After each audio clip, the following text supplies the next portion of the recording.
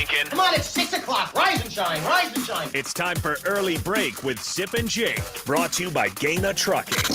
Live from the Koppel Chevrolet GMC studios in the heart of Lincoln, America. Here's 93.7 The Ticket's Jake Sorensen. Did seem kind of meh. And Steve Sipple. Surprisingly good. This is Early Break with Sip and Jake, sponsored by Gaina Trucking.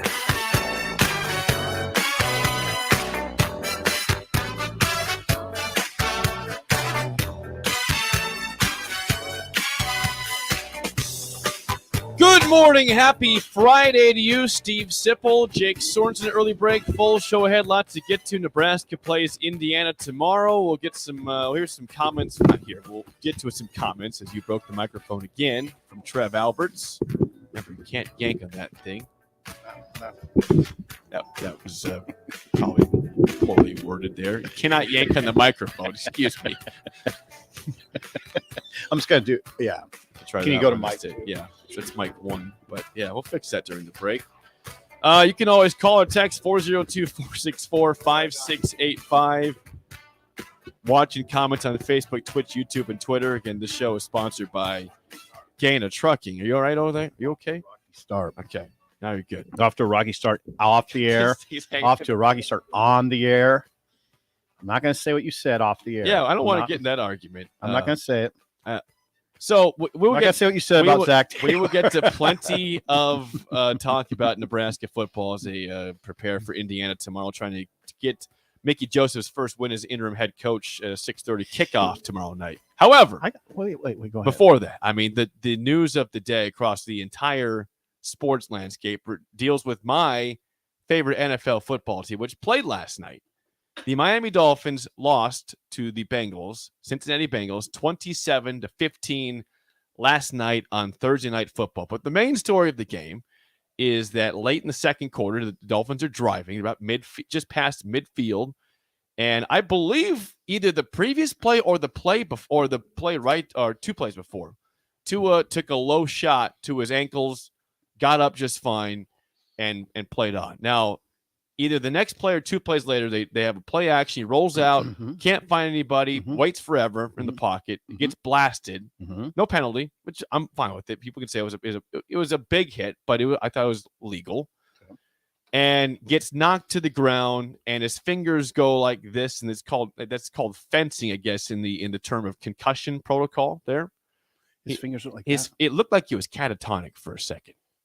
But it was a terrifying scene. Now, he was on the field for at least 5, 6, 7 minutes before they took him off on a stretcher. Went to the hospital. Jeez. He had neck and head injuries. And by the end of the day, I mean, he was released from the Cincinnati hospital and flew home with the football team. So at initial stuff, initial tests that he had all feeling in all extremities, which of course is the main concern there. The first thing, he's fine. He can move. He was walking and talking and smiling in a neck brace before the team left for Cincinnati. So the question is, before the team left Cincinnati? Yeah, team left Cincinnati to go back to Miami. Yeah, before Miami. Now, the question in all this is, it goes back to last Sunday when the Dolphins played the Bills. And if you recall, late in the second half again, late in the second quarter again, Dolphins are deep in their territory. And Matt Milano, the linebacker for the Bills, again, I didn't think it was a dirty hit by him either. He pushed Tua down. It wasn't like he was malicious. And Tua falls backward, and it appears to see his head snaps and hits the ground. And he gets up and he falls down. He's wobbly. Everyone assumes he has a concussion, right? That's the assumption by all the Twitter doctors out there that say, oh, it's a concussion. See what I get to? I'm saying the Twitter doctors. Everyone's an expert when they were watching these games without actually being in the locker room for the testing. Everyone thinks that he's out for the game. He comes back for the second half last week. Looked fine in doing so. They claim it was a back injury, that he also banged up his ankle. It was a couple injuries. It wasn't concussion related. And then when this injury happens last night, people think, oh my God, the Dolphins really shouldn't have rushed him out there because he did have a concussion.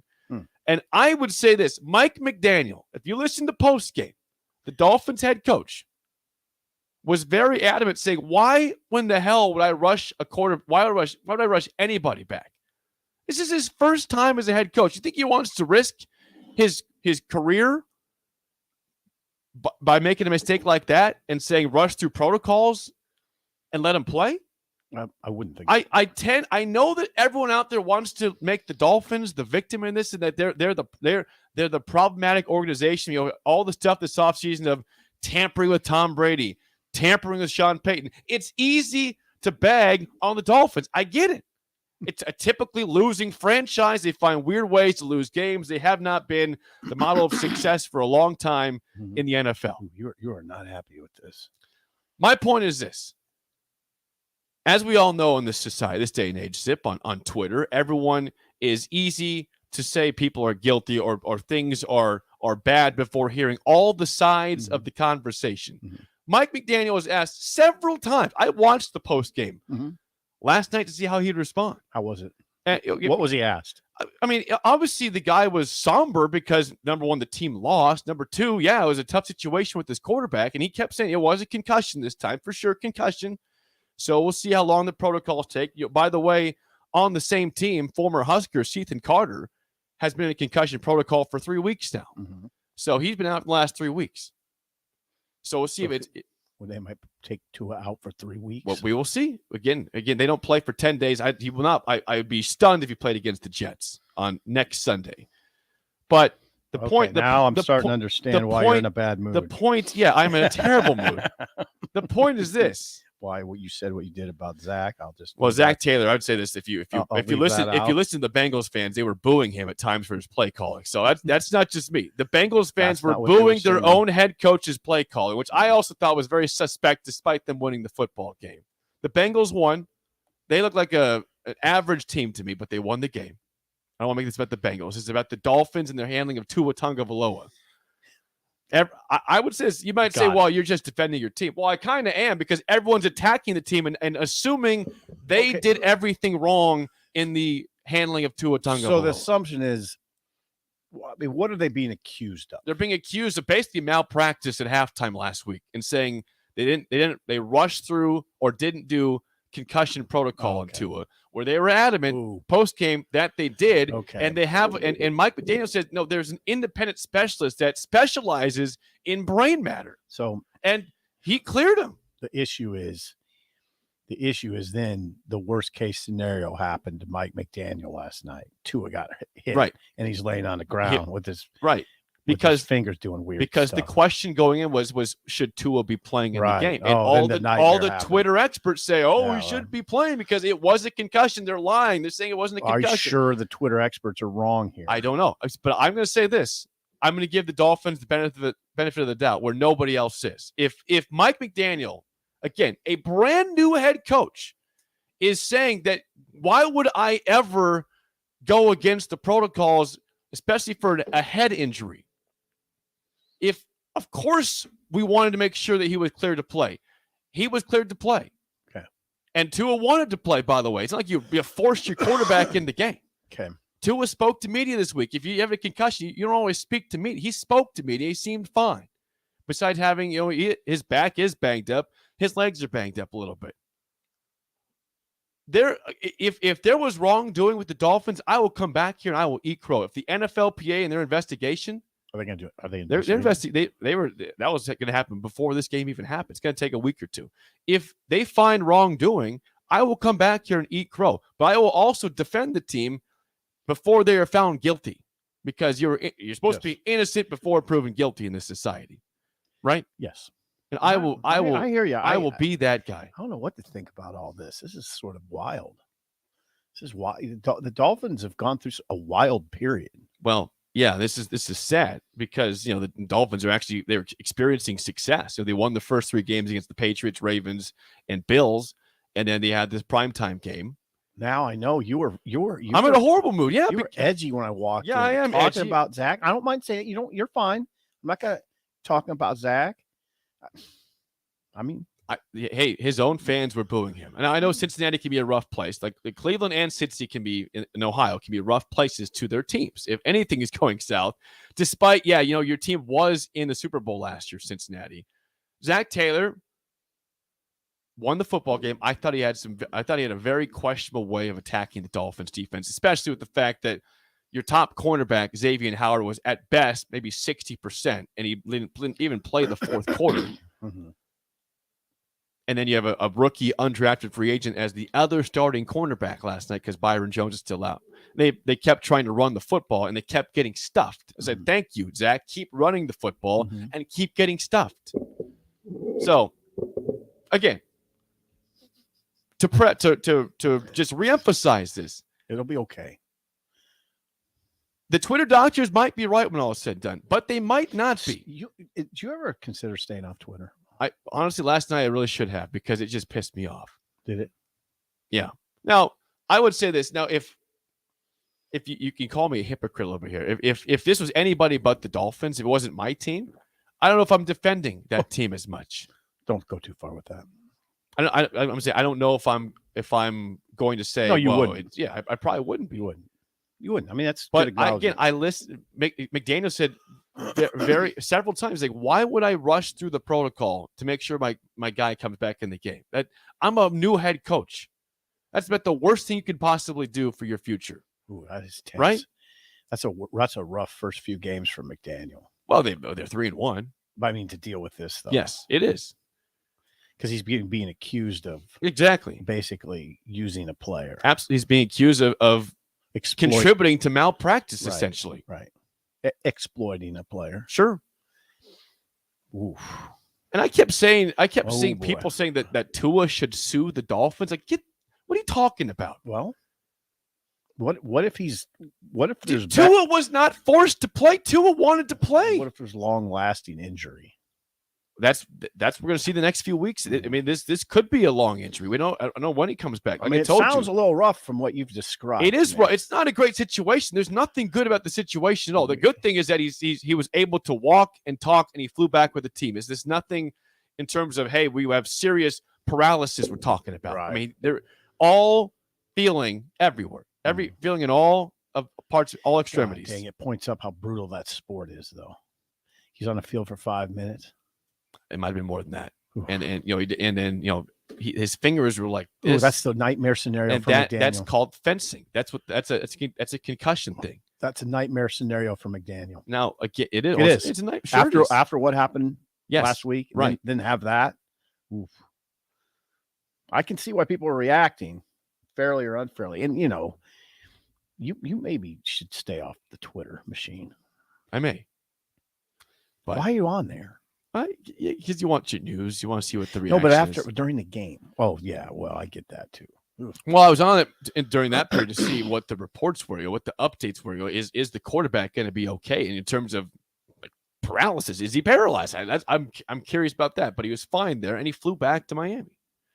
So obviously, it wasn't the worst thing. I mean, he's going to be probably out for a few weeks, I'm assuming.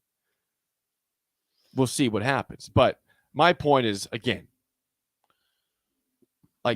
I know you want to attack this is not you, this is listeners and the world. I know you want to attack the Dolphins and say that they're a bunch of morons and they mishandle the situation. That's your own problem.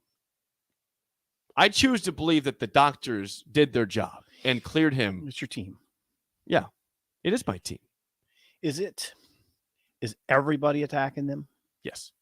Really? Yes. Of course, because they believe the Dolphins lied about the concussion on Sunday. That's why. What was Herbert Street saying? Well, were you listening? Nothing. Yeah, I was listening, but it was kind of in my own world at that point because I was concerned about number one, the game, or number two, and then number two, the game. I want to win the game still. And I don't believe in Teddy Bridgewater, who threw a horrible pick in the fourth quarter, which I was right about. He was okay besides that, but he threw a horrible pick to end the game. Horrible pick. Deep in Bengals territory. But that's not the point of the game. They lost. And Tua is hurt. And people could say that the Dolphins were wrong about bringing him back against Buffalo. That's a tricky situation. And I'm not judging. And again, you're right, though. This is the worst possible thing that could have happened to Mike McDaniel and the Dolphins, with everyone questioning him already playing in the game or coming back against Buffalo. And then he gets another, it is another, or just the first one, but for sure, a concussion last night. Oh, man. With a hard hit on the field. Oh, yeah. Head snaps back. Fingers are fencing. This is the kind of thing that can wreck an organization. Yep. It is. Let's be honest. But again, we'll see what the investigation from last week leads to. Oh, it gets And tricky. I would tell you, if they find that there was issues and it was not done correctly, I will come on the show and I will eat crow. I'll say, all right, I chose to believe the organization and the head coach. I'm going to do that right now until I'm wrong, until I'm proven wrong. That's tricky, though. I mean, he could have signs of brain trauma that couldn't he have brain trauma that was incurred weeks ago? Yes. You know, see, I don't know what an investigation is going to turn up in terms of settling this issue, like settling it for once and for all. I don't know if I don't know if I'd expect that, right? Because it's tricky. Yeah, I don't know. I mean, you're just not going to look at a brain scan and say, "Yep, there it is." See, they shouldn't have played him. I don't think it's going to work like that. I'm with you. Because he might have incurred more damage last night. Yes. You know, right. And then when did the damage occur? I don't think there's going to be the findings are going to settle this matter necessarily. I'm with you. I just wonder when you're going to get Tua back. I do as well. I mean, obviously his health is the number one priority, and we hope that everything is done That's properly. what people are hoping. That's my hope still. I want the kid to be healthy. Right, I know you do. I don't want to be part of a malpractice situation. I choose to believe that they did the right thing at halftime against Buffalo. You know what? So this is a really difficult situation for a rookie head coach. How about any head coach? Yeah, any head coach. Yeah. But man, those guys that take those jobs, those are ridiculously hard jobs. I think of Andy Reid and what he's gone through with his son, for instance. There's stuff that happens, and what I'm suggesting is there's just stuff that happens. Yes. When there's a lot of humans involved. And they're in charge. He's in charge. Yep. Hey, Jake, he's not just in charge of the offense. He's in charge of the team. That's why Mickey, I think, is underpaid. That's another that $33,000 a month. Small stipend for being a head coach, right? For running for that job you walked into. I'm with you on that. Yeah. I saw that and I was like, that's it. That's all he's getting is that per month. That's it. Yeah. I agree. I'm with you on that. Those jobs are ridiculously tough. Yes, it is. It's tough. Think about what he's going through right now. Right. See, nobody would have said, "Hey, Mike." I mean, I probably actually people did say, "Hey, Mike, get ready." That job gets kind of weird sometimes. Well, this is an example. You don't know how it's going to work, where it's going to get weird. It might be your first game as a head coach gets canceled by a lightning storm. Yeah, that happened here. Or it might be COVID hits. Oh God, you're right. I mean, it's just everything. Yeah, I mean, you're worried about number one winning and what you have, and things outside your control. Yeah, and I'm not making excuses for Frost either. It's just there's a lot to manage, and sometimes you're dealing with stuff that has nothing to do with what to call on 2nd and 2, right? And I'm thinking what he's dealing with today, McDaniel. Yeah, I'm sure. You know, he hears everything you hear. People questioning him. Now the people are questioning him right out of the gate. And they're questioning him not on whether he should have passed on 3rd and 4. Questioning should he have played a play or not. They're questioning his character at this point. You're right. That's okay. I choose 4 games in, right. He's getting his character questioned. Right. And I choose to believe the guy. Right. But I'm not everyone. I mean, their question is honesty. They are. Their question is integrity. Exactly. That's tough. And it's not, and also it's the fact that he is 3-1. If you can question that more of it, 0-4, 1-3, and people would say it'd be easier to pile on. Mm-hmm. So I would say, this guy's gonna get fired. It's the fact they've had a good start, and now that comes into play. Oh man, that's rough. And he's a young guy. He is. He's a young 40, I think 42, 43. Oh, okay. He's a little older than I thought. I think he's in young 40s. Yeah. Oh, that helps. All right. We'll move on from the Dolphins. I had to get that off my chest. Oh, it's fascinating. Because, I mean, I listened to I was flipping through the station this morning. It's all two. Oh, I'm really interested in that now. It's going to be the I'm not big judging story. it either. I'm not judging because I don't know enough about it. I just know he's in a fix, that head coach. Yep. And you hope Tua is okay. Yep. But now they're just going to get attacked and say that they were wrong the whole time. And I don't think that's fair. Again, like I said, I'll eat crow if anything comes back that was very clear and obvious that the Dolphins messed up and were. I don't think you're going to get some magical finding that's going to be one way or the other. That's what's going to be tricky about this, Jake. It's a medical issue with the brain. If you're a journalist if you're a sports writer for the Miami Herald, are you going to ask for the brain scan? I mean, I don't know how I don't know. how are you going to do it? Well, they might just wait until the NFLPA does their investigation. I don't know. They should. They probably should ask for the brain scan. They should. 464-5685. Call or text. As always, we do have a lot of text. I'm going to move on though because people are. What are they saying? Yeah, Huskers. Yeah, let's talk. I'm sorry. This is the biggest story of the sports world last. I'm fascinated. Yesterday, Trev Alberts was speaking at the Big Red Breakfast at Millard Social Hall, up in Millard. As you might assume, I am very rattled. Yeah, I'm pissed. I'm bothered. I'm sad. I mean, it's a lot of emotions at the same time over here. Right. Now, there was something that I mentioned to you in a tweet from Trev Alberts yesterday that you responded to me last night. Well, yes, with something.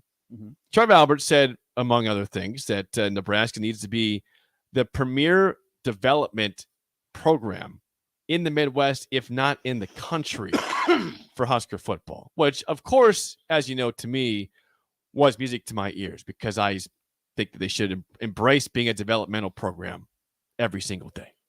You know, you're not going to get the 5-star players here. Just embrace the fact you can take guys that are maybe under the radar and mold them into great players like Iowa, Wisconsin do. Well, Ohio State does that. Everybody does. Yeah, but they get a bunch of 5-stars. So Ohio State's not loading up. What I'm saying about that is it doesn't do much for me. It doesn't do nearly as much for me as it does for you because every program in America develops players. It's not a unique part of college football. Some do it a lot better than others, though. Right. And some have the talent to develop great. I'm saying take the guys that are under the radar. Stop paying so much damn attention to the stars and the recruits and find guys that love football and find guys that are under the radar. That's what I'm asking for. Is stop just admiring where you stand in the star ratings.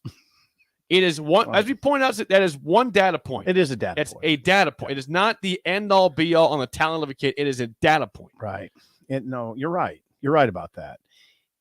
I mean, what I text you is we've heard this before. Yeah. Okay, yeah. We have. Who said Mike that? Riley used to say it all. He wanted this to be the premier developmental program of the United States. I mean, why not? He said, we're in the middle of America. We have the facilities. So it's something to say. And hey, listen, I do mean that. I'm not being difficult with you. Every coach in America tries to develop players. Every head coach, every assistant coach, every analyst, that's what they're put on earth to do, is develop players. It's not a unique concept. But can you be elite at it, though? Yeah. You could be better than the other teams, which Nebraska was now for a long time. I know what we're going to say. Iowa and Wisconsin are so good at it. There's other programs. I just did say that. Yeah, they are. You're right. They are very good at it. Other programs are exceptional at finding players that are under the radar or diamonds in the rough and making them great players. The Watts were both very overlooked players in high school that became all pros. Yeah, no, that, for sure. And it's not just those two. There's many guys that have that type of recruitment at Wisconsin that end up and being other phenomenal players and other places. Right. But but looking in your own backyard, I guess, or your own division, Wisconsin and Iowa are very, very good at this. Yeah, Nebraska has obviously fallen short in just about every area, and not only the acquisition of talent, but the retention of talent and the development of talent. Now there's cases where they've obviously developed players well. You can point to individual cases up and down the line, but clearly not enough. Clearly not enough. I mean, there's a lot of issues. When a football program goes wrong, you can't just say, well, it's development. Just like you just can't say it's recruiting. It's a lot of factors. We're learning a lot. We can learn a lot from what we've seen. God, I hope we are. Right? I hope so. Right? I mean, we've learned that it's very difficult to get it all rolling in the right direction. And with Nebraska, there's a lot of factors that have contributed to its demise. A lot of them. Some are easily identifiable, some are more nuanced in nature, but there's a lot of them. And this is one of them. They haven't developed players like they should. They haven't recruited players at the rate that they should, and they haven't retained them at the rate that they should. Those are three major factors. They haven't.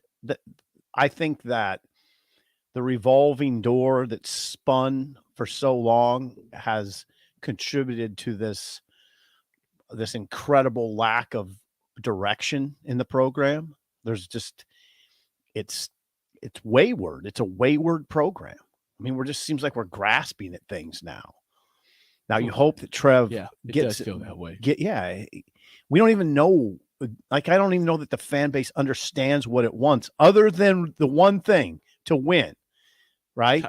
You're right. They don't know what they want besides winning. And that's what even Trev says, the quote, every single problem we face is solved with one word that has 3 letters: win. Well, that's a quote true. I mean, but that's your point. We don't know what we want it to look like. Who the coaches, what's the way they operate the offense and the defense. We have no idea. Everybody's on all sorts of different spectrums here. That's what happens. It's not healthy. Not necessarily. But that's not surprising here. It's interesting, though. I mean, I find the conversation to be fascinating. Of course it is. Because, the Dolphins thing, I mean, you can bring it back to that. It's complicated. Football's complicated. See, the Dolphins are going well. It's going well. And then there's this wrench that gets thrown into it that you don't anticipate. Now, that's where your leadership better be good. It better be good. It better be really strong. And you have this rookie head coach who's now facing a firestorm. And by the way, the owner is suspended from the facilities until like October 17th because of the tampering thing. See, I only bring back the Dolphins into it because oftentimes you're dealing with a lot of unforeseen, and you better have really strong leadership to deal with the unforeseen. Because it's not just, the one thing that this all ties together with Mickey and me, my contention that his agent did a poor job in negotiating this extra money he's receiving for being the head coach, $33,000 a month. So it'll be about $100,000 in addition to the $600,000 he's making in his previous role. It all points up to that job. That job is so complex. There's a lot of things that happen that, Jake, that don't involve what play call you're using or what tempo you're using, right? Yeah. There's a lot of crap that comes at you. Sure there is. And it also goes back to that. See, what McDaniel's dealing with goes back to that conversation we had yesterday, which is I don't want a head coach that has a play sheet and has to formulate a game plan because I know. That. So McDaniel's got to deal with that all week and all this other stuff. His attention is going to be for sure in 2 major different places. Well, we're going to see how a rattled coach can fight through that. Right. He's rattled. He was rattled. Of course he's rattled. If you watch the press conference, he was, of course, rattled. Yeah. Because his quarterback, is out. And who they play next week? The Jets. Okay, but they got to come back and play another NFL team. I mean, the Jets are not a horrible. They're better. They got to come back and play another NFL team, and he can't just take today off to regroup. Maybe he could. I guess they got a long week, but you think he's going to just take the day off today? No, he can't take the day. Right? Are you kidding me? No, I mean the fire just keeps coming. Yeah, it does. And with I mean, if you think about what a head coach deals with, even in easy times, okay, if you're Mickey Joseph, you're dealing with probably a player or two that's disgruntled, not playing enough. Sometimes, for instance, Mark Whipple not last week, the week of the Oklahoma game, your offensive coordinator misses two days of practice leading up to the game. That's the only play caller on the staff, by the way. He's not even at practice for 2 games because he's dealing with a personal matter. Okay, now what's the head coach? What do you do? You're the head coach. You got to figure that out. You got to get a game plan. You don't have anybody on the staff that's called a game. I mean, it's those things that come up. Player goes home because his mom's sick. You got to deal with that. A kid comes in and says, I'm failing my English class. It happens to be your starting running back. I mean, that's not happened, but that's an example. There's a zillion things that happen. A zillion. That's why I don't want that. I don't want that coach calling plays. Well, we'll see in Miami's instance how it goes with him with all this drama over his head. Test. It's a great test. And I tend to believe so. He's a good coach. I mean, it's obviously early, but I think that he seems like he's got it figured out. Okay. I don't know who someone is. It's probably Jay. I'm sure Jay has a comment about the Dolphins. Okay. But Gus is not here. I'm not taking the call right now. I'm heated. We'll get your phone calls next day when I can rush over there during the break and see who was calling. Now I understand. I did not quite understand your original mood when I walked in. You didn't know what happened last night? Yeah. I didn't. Yep. It should have been pretty obvious I was in a bad mood. Number one, my team lost the game. And number two, I'm getting criticized. I'm getting me. They're coming at me saying I'm a bad person. I don't make the decisions. I'm a fan of the football team. Come on. Just see my Twitter. People are saying, "Oh, your team's a joke." They're coming at me saying I'm a bad person. That sucks. I'm sorry. Thank you. One last thing from Trev yesterday before we move on, that I think people were a little bit concerned about this quote. What?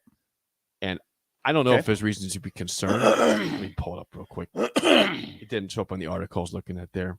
Okay. This is regarding his thoughts on the job in general and the interest level. He says, Trev Alberts, quote, "Somebody is going to look at our job and say, wow, this is a diamond in the rough." Ooh. Now, I was a little bit alarmed by that quote as well, saying, oh, boy, this is not going as well as we wanted to do, is it, in the search?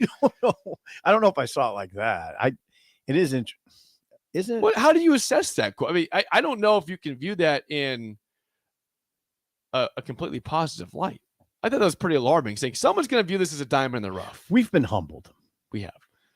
Humbled to the point where now the AD is viewing the job as a diamond in the rough. Yeah, he is. Like, who else would you think of as a diamond in the rough in the college football world? A coaching job? Yeah. What would be a diamond in the rough? Would Minnesota be a diamond? Right yeah. Would Minnesota be a diamond in the rough? Well, they're winning, obviously. They're winning. I know, but it's not a. Wouldn't a diamond in the rough be someone who's been there before? Would Coastal Carolina be a diamond? They're not a big time program. They're in a small conference. Yeah, I wondered what you would think about that. Well, I thought it was a pretty. What? Doesn't it just tell you where you're at? Yeah, well, you don't like where you're at, right? You don't, but it also, for those who want to be pessimists, would say, "Oh God, that's a pretty telling sign about the interest so far in the job." If you're saying if your AD is saying that someone's going to believe this is a diamond in the rough job. Oh, I didn't read it like that.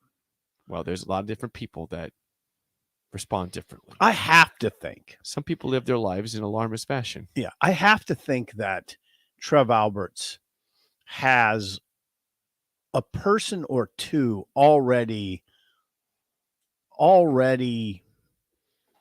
not only in his sights, but maybe even something of an agreement, Now, then trust becomes the issue.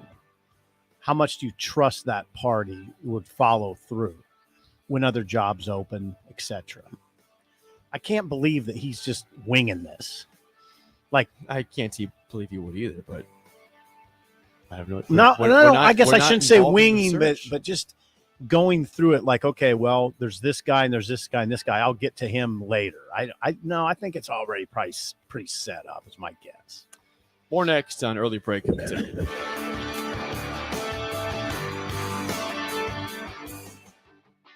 Gaina Trucking is hiring CDL Class A and B drivers. Gaina Trucking guarantees a 40-hour work week year-round, and their strong team culture makes it not a job, but a career. Gaina Trucking offers health, vision, and dental insurance, 401k with company match, an employee assistance program, and other bonus programs. Build a better career today with great team culture at Gaina Trucking. Learn more and apply today at GainaTrucking.com. Landmark Implement, your local John Deere dealership, is searching for mechanics of all skill levels to grow with us. Landmark offers a competitive wage, full benefits package, along with paid time off within just 60 days of employment, as well as a 401k and a boot and clothing allowance. Interested in becoming a part of the Landmark difference? Apply now at landmarkimp.com/careers or contact Deanna 402-310-7561 or email careers@landmarkimp.com. That's landmarkimp.com. Landmark Implement is an equal opportunity employer. Eustace Body Shop, where our customers send their friends. That's the greatest compliment we can receive. If you've been in an accident, we'll get you back in your vehicle as quickly as possible. Our technicians care about you and your family and repair your vehicle to factory standards. We handle your claim from start to finish and provide a free loaner car. Stop by for a free estimate. Eustace Body Shop, just south of 88th and Highway 2. The most recommended Eustace Body Shop. That's who we are. Working at Continental in Lincoln isn't a job, it's a career. And right now they've raised wages again and they're hiring for production operators at $22.58 per hour. And other select jobs starting at $24.28 per hour, with wages growing up to $30.30 per hour. Continental also has salary jobs available and great benefits, plus medical and prescription costs at very low premiums. Dental, vision, and life insurance are offered at no premium cost to the associates. To learn more or to apply, go to continental-jobs.com with keyword Lincoln. Come work at Continental today. Hi, Sean Callahan here for Koppel Chevrolet GMC, and things are cooking in Louisville. Right now, our pre-owned sales are off the charts, and we have loaded up the lots full of inventory. We've got a great supply of Sierras, Silverados, Tahoes, Yukons, and crossovers. Plus, we've got a great supply of back-to-school cars just in time for the big day. Don't forget about all of those new 2022 and 2023 units arriving every day as well. So please take that short, money-saving drive down 144th Street or shop online at koppelcars.com. You'll be glad you did. Rashawn Jackson here for Bauer Infrastructure, a veteran-owned local company proudly serving Lincoln, Lancaster County, and the surrounding areas. Bauer provides quality work at an affordable price, and they're growing rapidly. If you want to experience a career with a fast-paced, family-friendly environment, visit BauerInfrastructure.com. They have top-of-the-line benefits, year-round work, even through the winter. Bauer, usher in the new era of infrastructure to an area near you. And as always, go Big Red! Join us on Fridays from 2 to 6 on the rooftop at Barry's as we get you ready for Saturday's game on the block with Eric Strickland and Nate Brennan, followed by Old School with Jake Foreman and DP this Friday from 2 to 6 at Barry's on 9th and Q. Get an immediate look back at the game from the people who know it best. It's the Tanner's postgame show and the final word live from Tanner's Bar and Grill at 30th and Yankee Hill. Hear from former players and national champions like Jay Foreman, Rashawn Jackson, and Aaron Davis and see what they saw in that day's game. It's the Tanner's postgame show and the final word. Live and in person, home or away at Tanner's Bar and Grill, brought to you by Bauer Infrastructure. Only here on 93.7 The Ticket and theticketfm.com. Tune in to the Teammates Mentoring Hour each Wednesday from 6 to 7 p.m. on 93.7 The Ticket. Hear stories from the program started by Tom and Nancy Osborne and how it's changed mentors and mentees' lives and how you can be involved. The Teammates Mentoring Hour, Wednesday nights from 6 to 7 o'clock on 93.7 The Ticket and theticketfm.com. Alexa, play 93.7 The Ticket. Okay, playing 93.7 The Ticket. Alexa, turn down the lights. Dimming the lights. Alexa, order a pizza, the big one. All the toppings. Are you sure that's a good idea? Alexa. That's a lot of pizza for just one man. Alexa, just do it. Stop judging me, just do it. As you wish. Thanks, Alexa. You're my best friend. Victor deployed for the first time to Afghanistan in 2003. At 4 a.m, my phone rang. They said, I regret to inform you that your husband was wounded in action. Victor sustained a moderate traumatic brain injury. I was doing school full-time, and I was also then caring for Victor. One of the most important elements of caregiving is taking care of yourself. I just didn't want to forget that I also had goals and that I also had a life. What I did is I challenged Victor to meet me halfway. There are almost 6 million military and veteran caregivers across the nation. We have our own journey, and we can fulfill that journey at the same time that we are helping our loved one. Visit aarp.org/caregiving for a free military veterans guide to navigate your caregiving journey and better care for your loved one and yourself. Brought to you by AARP and the Ad Council. We're on the air. Back. Well, party's starting early today, isn't it? To more of Early Break with Sip and Jay, brought to you by Gaina Trucking. On 93.7 The Ticket and theticketfm.com.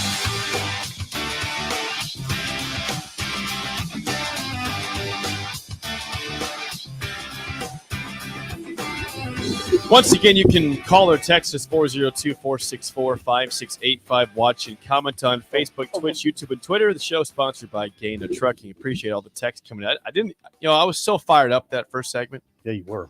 That we had a lot of, we had like 100 texts roll in there, and I didn't read them until the break.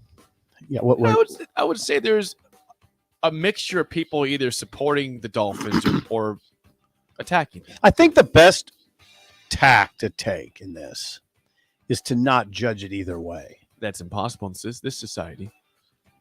We judge right away.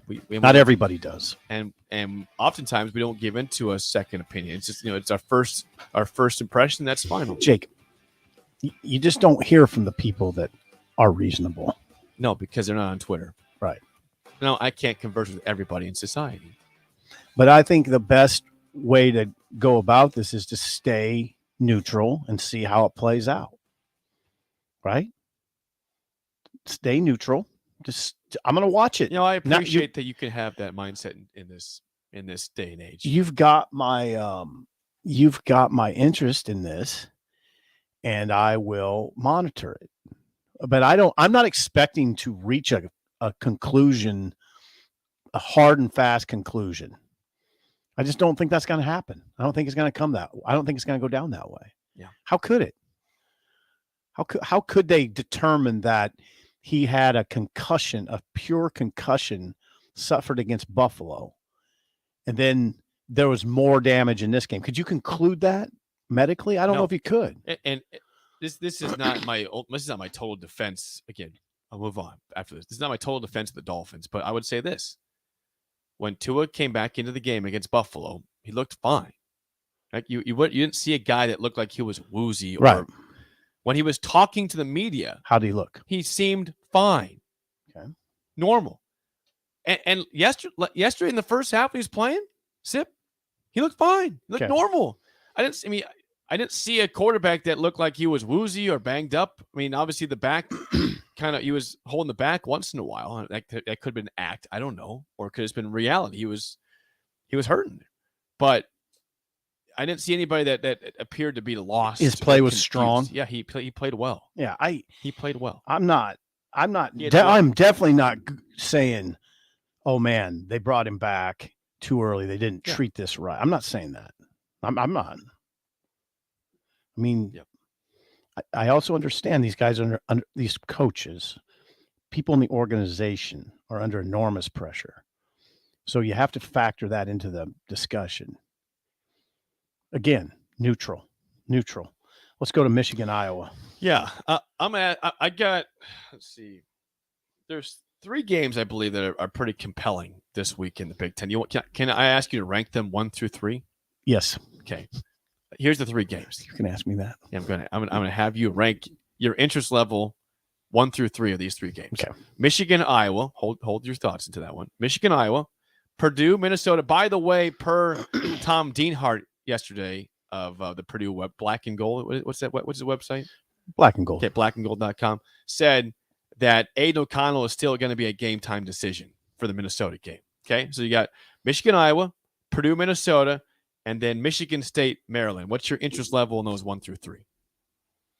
I thought, I was interested in the Wisconsin game too, but okay. You're interested in Wisconsin, I'll Illinois? just, Throw that 4th one in there. Then. Okay. Yeah. I would rank them Minnesota, Purdue, Michigan, Iowa, Wisconsin, Illinois. And then Maryland, Yeah. Michigan State. Yeah. Then Maryland, Michigan State. Minnesota, Purdue, because it's Minnesota real. Purdue has a run defense. I mean, it has a run defense. It's okay. Minnesota has not really been tested. I mean, you can say Michigan State, they went to Michigan State and won. Michigan State's not very good. Well, I'm going to say that's still an impressive win how they did it. For sure. They seem like they're going to have a rough year, Michigan State. The Aiden O'Connell matter is obviously huge in this discussion. But I want to see if Minnesota is as good as what we are starting to think. I will say this. Gosh, this is the sort of thing that will make Nebraska fans green with envy. Minnesota's number 1 in the nation in third down conversions. Yep. Number 1 in on third down. They're third down defense, number one third down defense. It's all about third down. It's incredible. It's all about third down. Their offense stays on the field. Their defense gets off the field. That's why we saw in the Michigan State game, they had the ball for 42 minutes of the ball game. I think Minnesota will need a little time to get rolling and then get rolling, win about 34-17, and we're going to be saying, yeah, Minnesota's definitely real. Are you saying that even if O'Connell's out? That's a good question. Is that the case only if O'Connell plays? Or no, I respect Purdue more than that. Because Purdue barely beat FAU last week without 28-26. Yeah, without Aiden O'Connell. He did not play in the game. Did not play. Did I say Iowa? No, I said that one's number one. Yeah, you said Michigan, Iowa number 2. That's again an 11 a.m. kickoff at Kinnick Stadium in Iowa City. Yeah, and it's close on which one I'm more interested in. What am I going to watch? I'm tempted to watch Michigan, Iowa. Michigan. Now, is Michigan how much are they going to move the ball in Iowa? That's the question. Iowa's defense is ridiculous. You get ready now. Get ready for Iowa to win this game. They might. Now, I'd feel better about that if it was a night game. They play really well at night. But why do I say that? Because J.J. McCarthy is potentially a problem in this kind of game. Doesn't have a lot of experience, right? Facing a defense that it specializes in creating turnovers, right? Yeah, and scoring on the turnovers. Right. They 2 defensive touchdowns against Rutgers. 2 defensive touchdowns. Right. Iowa's forced 7 turnovers in 3 games. Okay. That's what they do. 7 in 3 games. Mm-hmm. I mean, that's just stupid. Yeah, they're ridiculous. They have forced 7 turnovers in 3 games. J.J. McCarthy if you watched against Maryland, I mean, he's sort of a turnover waiting to happen. Yep. I wouldn't be surprised this game's going to be tight. It's going to be tight. So they're going with him over McNamara then. Yeah. Okay. Oh yeah, McCarthy's their guy right now. Now we'll see. They beat Maryland by 7 on their home field. If you're Iowa, that's a pretty that itself gives you confidence. Right now, J.J. McCarthy is screaming into his radio, "Hey, you moron!" Me? In Lincoln, no me, Sipple, you moron. They've given away 1 interception against Hawaii, 1 fumble against Maryland. That's been it. Well, they have not played a defense like Iowa yet. That's been it, though. Michigan's only been flagged 9 times in 4 games. They haven't played. Again, I hate doing this, but they haven't played a great defense like Iowa. I'm not an Iowa lover. I'm giving the respect, though. Michigan has a big-time offensive line and the hottest running back in the country. Blake Corum. Mm-hmm. I'll take. Don't be surprised if Iowa wins. I'll take Michigan by a whisker. How about that? We'll have more. Myself. We'll do our official picks because the spillover is just us today. Oh, we'll do our expert picks. Wow. Okay. Wrapped up the show. All right. Are you going to be okay? I'm fine because we're going to talk about beer next. Brian Wallingford of the Piedmont Oktoberfest is next in studio and song of the day on early break on the ticket.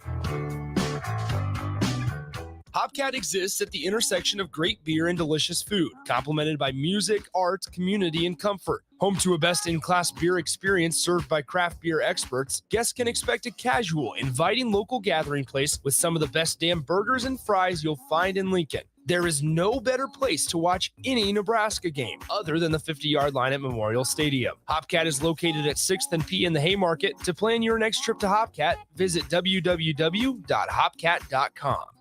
Join us on Friday from 2 to 6 on the rooftop at Barry's as we get you ready for Saturday's game on the block with Eric Strickland and Nate Brennan, followed by Old School with Jay Foreman and DP this Friday from 2 to 6 at Barry's on 9th and Q.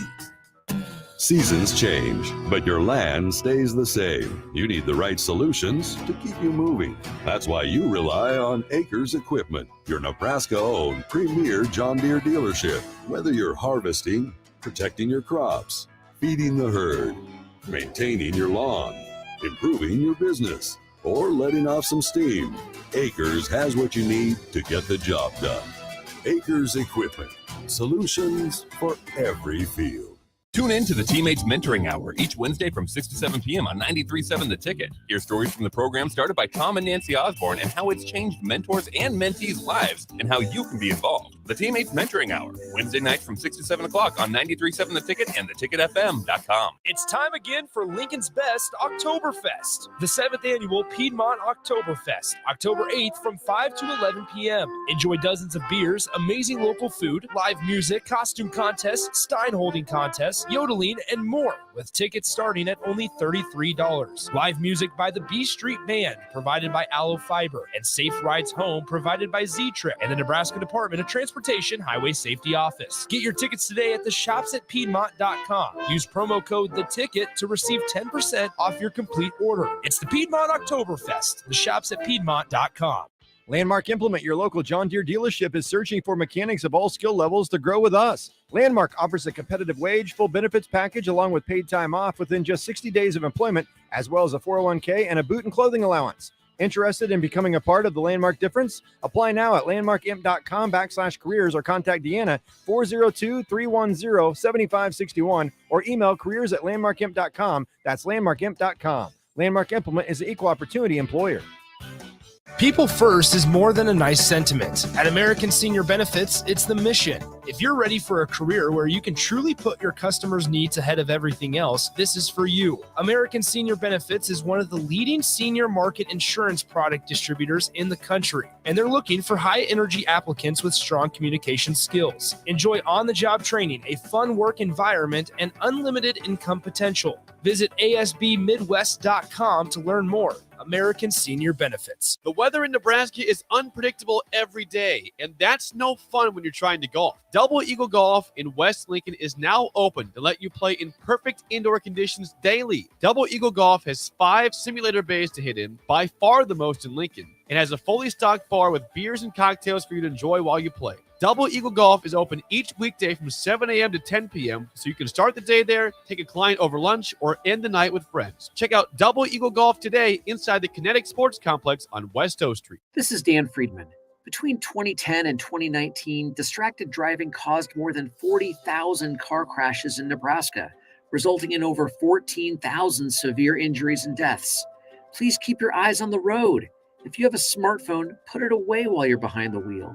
It will help keep our community safe and secure. This message is brought to you by Friedman Law Offices, helping injured people. It's what we do. It's all we do. Find us at friedmanlaw.com today. You love to bash his sports takes. Now, will you feel like an idiot if you're a big tough?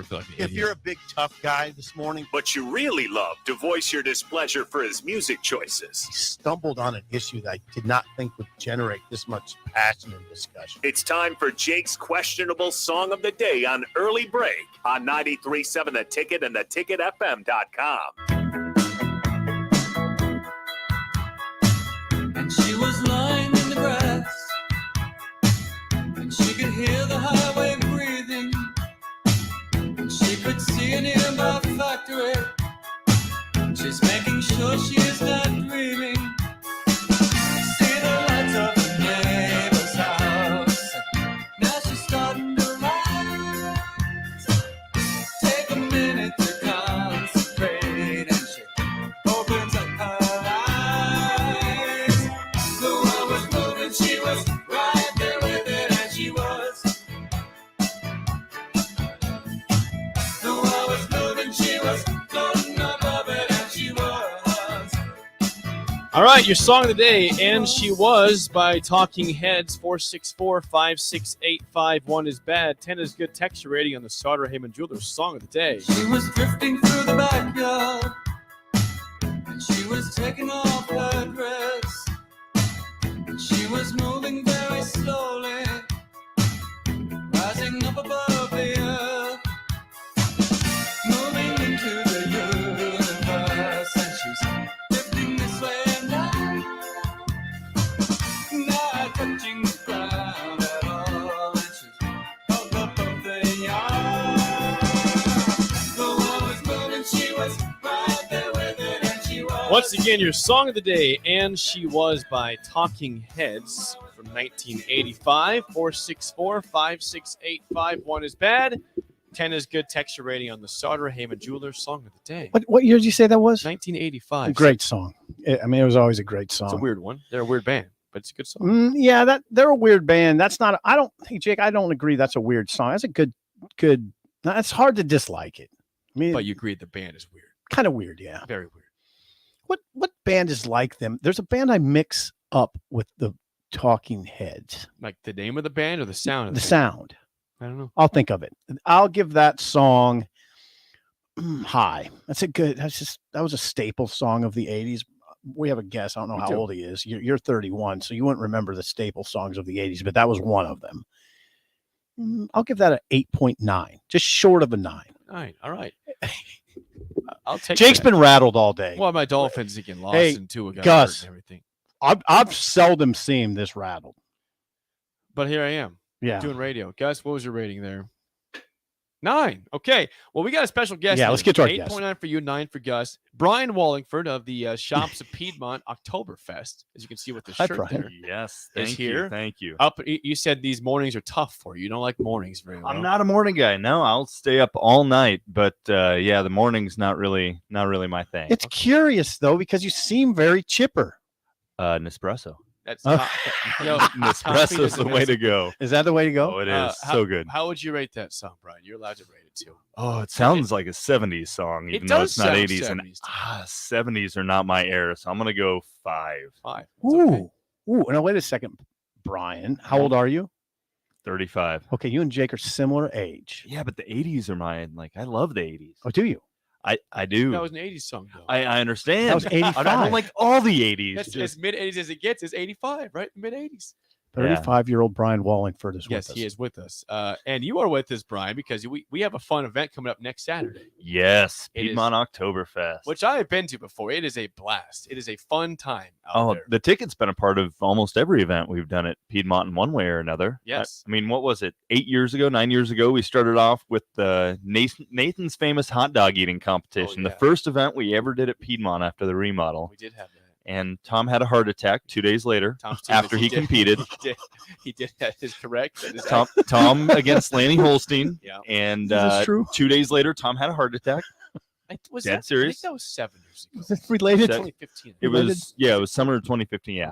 Okay. Yep. But no, dead serious. Tom had a heart attack 2 days later. Now Tom is still with us. Yeah. And he didn't win. Radio. And he still didn't win. He only had like 2.5 hot dogs. Yeah, I heard it was a disaster. It's like nobody really ate that many hot dogs. No, because Lanny was gagging because he was trying to do what Joey Chestnut does and dip the bun in the water. He tried to eat it. He was like gagged. It was so disgusting. Oh, really? So he couldn't eat the rest of the hot dogs. He got so grossed out. It ended up being the hottest day on record that year. It was like 106 degrees. We did it in the parking lot at Piedmont, and I had never done an event before, and I had, I think, 60 days to get this event going, so I didn't think about tents or anything. Oh my gosh.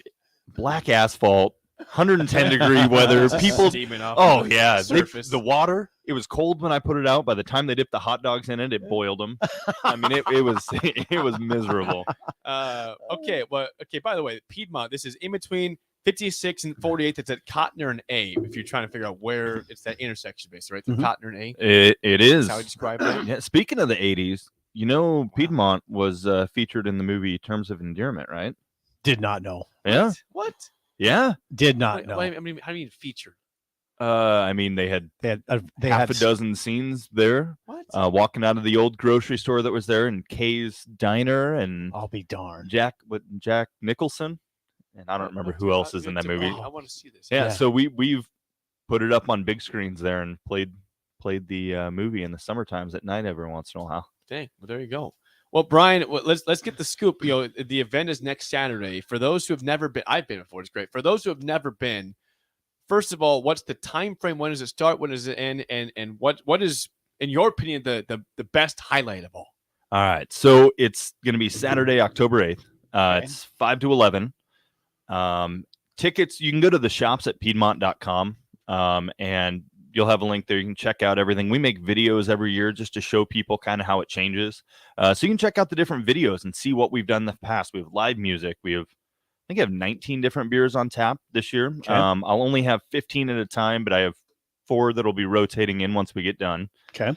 The thing I like about it is it's all about local. Yes, I bring in beers from Germany and all of that, and we bring in other microbrewers around the country, but I partner with Backswing Brewery. We bring in White Elm. We bring in Zipline. We bring in, a couple of these other ones. And it's all about the local businesses within the shops.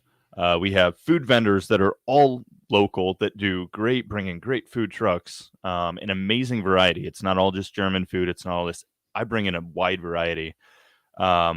And then we work with the local businesses like Allo this year, sponsored our entertainment. We're going to have the B Street Band. We work with the Nebraska DOT Safety Council, and they partnered with Z-Trip. And so what I would recommend, get an Uber, a Z-Trip, a Lyft out, get a ride out, have a couple drinks. The ride home's on us. Get home safe. Whoa. How about that? Yeah. Really? Yeah. It literally is all about the local community coming together to have a good time. That's beautiful. That's a great idea. Safety is very important. Yeah, send people home.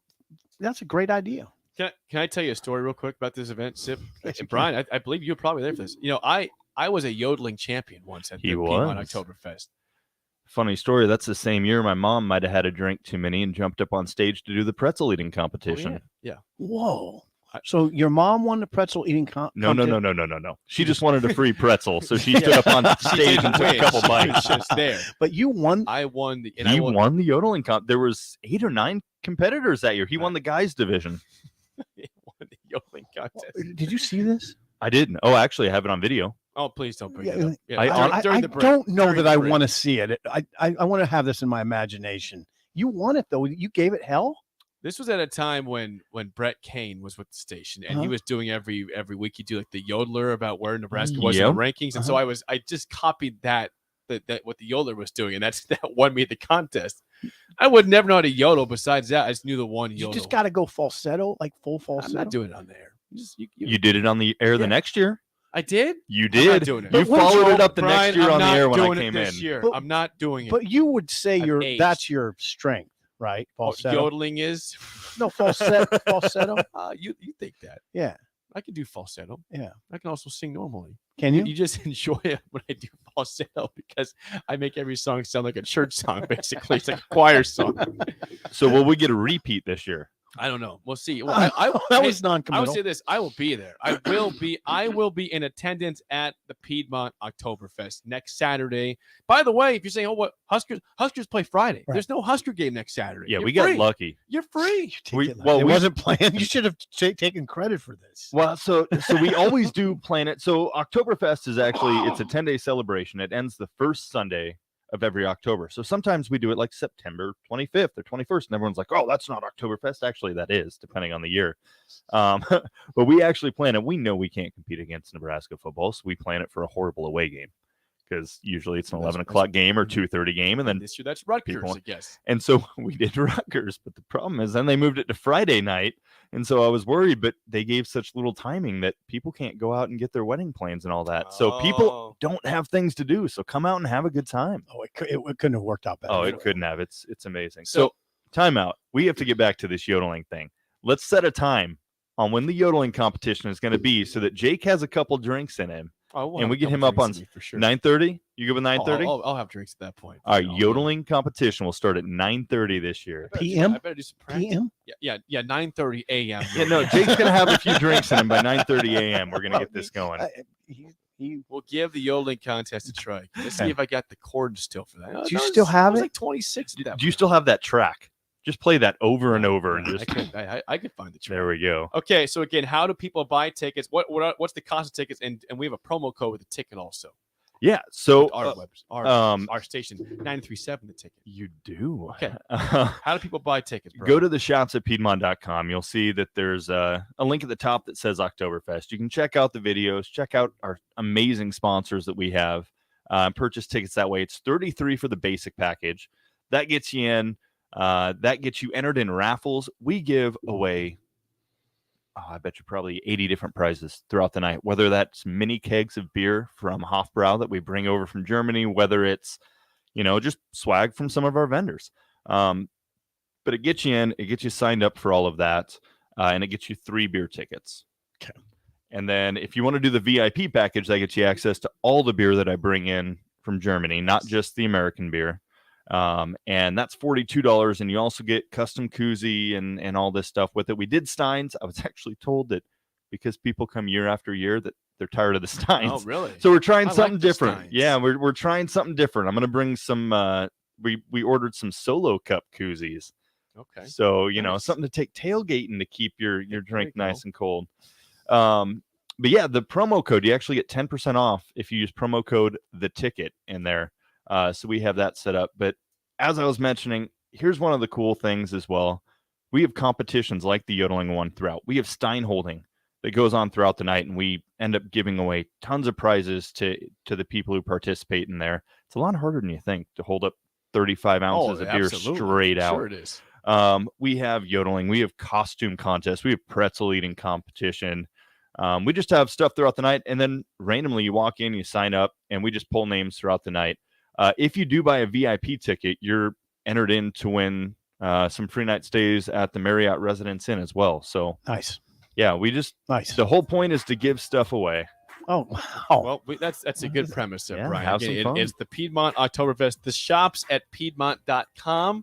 Yes. Shops SHOPPES. Yes. Not Good call. SHOPPES. SHOPPES. The fancy shops. Google Piedmont Oktoberfest. It'll pop up there as well. All right, Brian, great job. stuff. We will see you next Saturday. You'll see me there.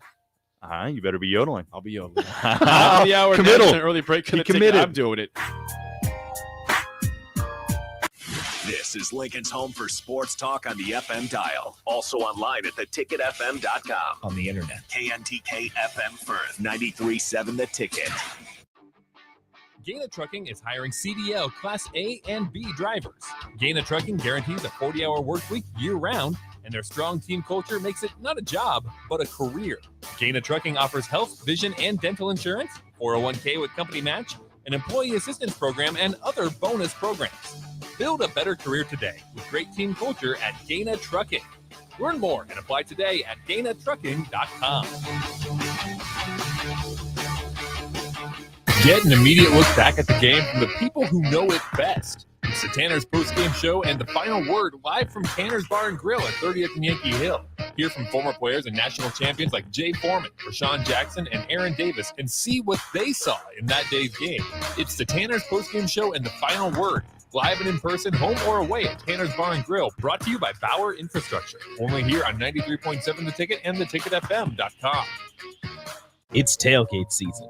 Why would you bounce around from place to place for all your beverage needs when you could have it all in one place? Wine, Beer, and Spirits has everything for your parties with their 3 locations in Lincoln, Grand Island, and Omaha. It's the largest liquor store in the state, and here's the best part. You can get a drink from their bar and walk around with it as you shop for all your tailgate necessities. Locally owned and operated, it's Wine, Beer, and Spirits on North 27th Street in Lincoln. This is your High School Minute. With your Southeast Community College High School Minute, I'm Gus Cotto. In high school football this week, Lincoln Southwest dominated the second half to beat Lincoln East Friday and moved to 3-0 in the season for the first time since 2009 and the 4th time in school history. Fremont defeated Lincoln Northeast 25-6, and the Lincoln Southeast Knights defeated Papillion La Vista 28-14. In prep volleyball, Adams Central defeated Lincoln Northwest in 2 sets. Bennington defeated Lincoln Southeast in 2 straight sets. Columbus defeated Lincoln High in 2 sets, and Norris defeated Lincoln Northwest in 2 sets. This has been your Southeast Community College High School Minute. Learn more today at southeast.edu, with locations in Lincoln, Beatrice, and Milford. Tractor Supply is looking for full-time team members for their Waverly Distribution Center. Applicants can expect a 3- and 4-day work week schedule with additional overtime days with both day and night shift schedules available. Stand-up forklift and high-reach forklift experience is a plus for open positions, but they're willing to train for those without experience. At Tractor Supply, they work hard, have fun, and make money. Apply today at tractorsupply.jobs. Eustace Body Shop, where our customers send their friends. That's the greatest compliment we can receive. If you've been in an accident, we'll get you back in your vehicle as quickly as possible. Our technicians care about you and your family and repair your vehicle to factory standards. We handle your claim from start to finish and provide a free loaner car. Stop by for a free estimate. Eustace Body Shop, just south of 88th and Highway 2. The most recommended Eustace Body Shop. That's who we are. You're getting lots of steps in this fall between going to football and volleyball games. Are your shoes getting worn out? For the rest of September, when you stop by Brown Shoe Fit, you can take an additional 20% off the men's clearance rack sale price. The clearance rack has your favorite brands like Brooks, New Balance, Clarks, and more. Hurry in for the best selection in your size. The sale ends September 30th, so hurry in now for 20% off all shoes on the men's clearance rack at Brown Shoe Fit, just south of 66th and Q in Lincoln. Please enjoy these next few moments of relaxation from Scott and Greg at Mendoza Family Insurance.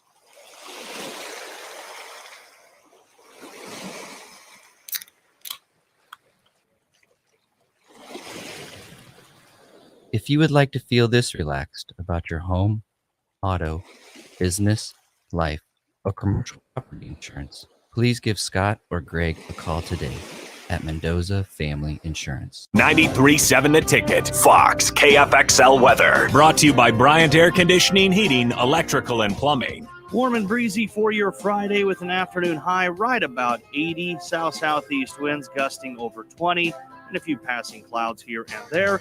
A low tonight down to around 55. We'll start off the weekend with a high of around 83, and those south-southeast winds again gusting over 20. I'm meteorologist Tim Wright for 93.7 The Ticket and theticketfm.com. Wake up, Lincoln. Come on, it's 6 o'clock. Rise and shine, rise and shine. It's time for Early Break with Sip and Jake, brought to you by Gaina Trucking. Live from the Coppel Chevrolet GMC studios in the heart of Lincoln, America. Here's 93.7 The Ticket's Jake Sorensen. Did seem kind of meh. And Steve Sipple. Surprisingly good. This is Early Break with Sip and Jake, sponsored by Gaina Trucking.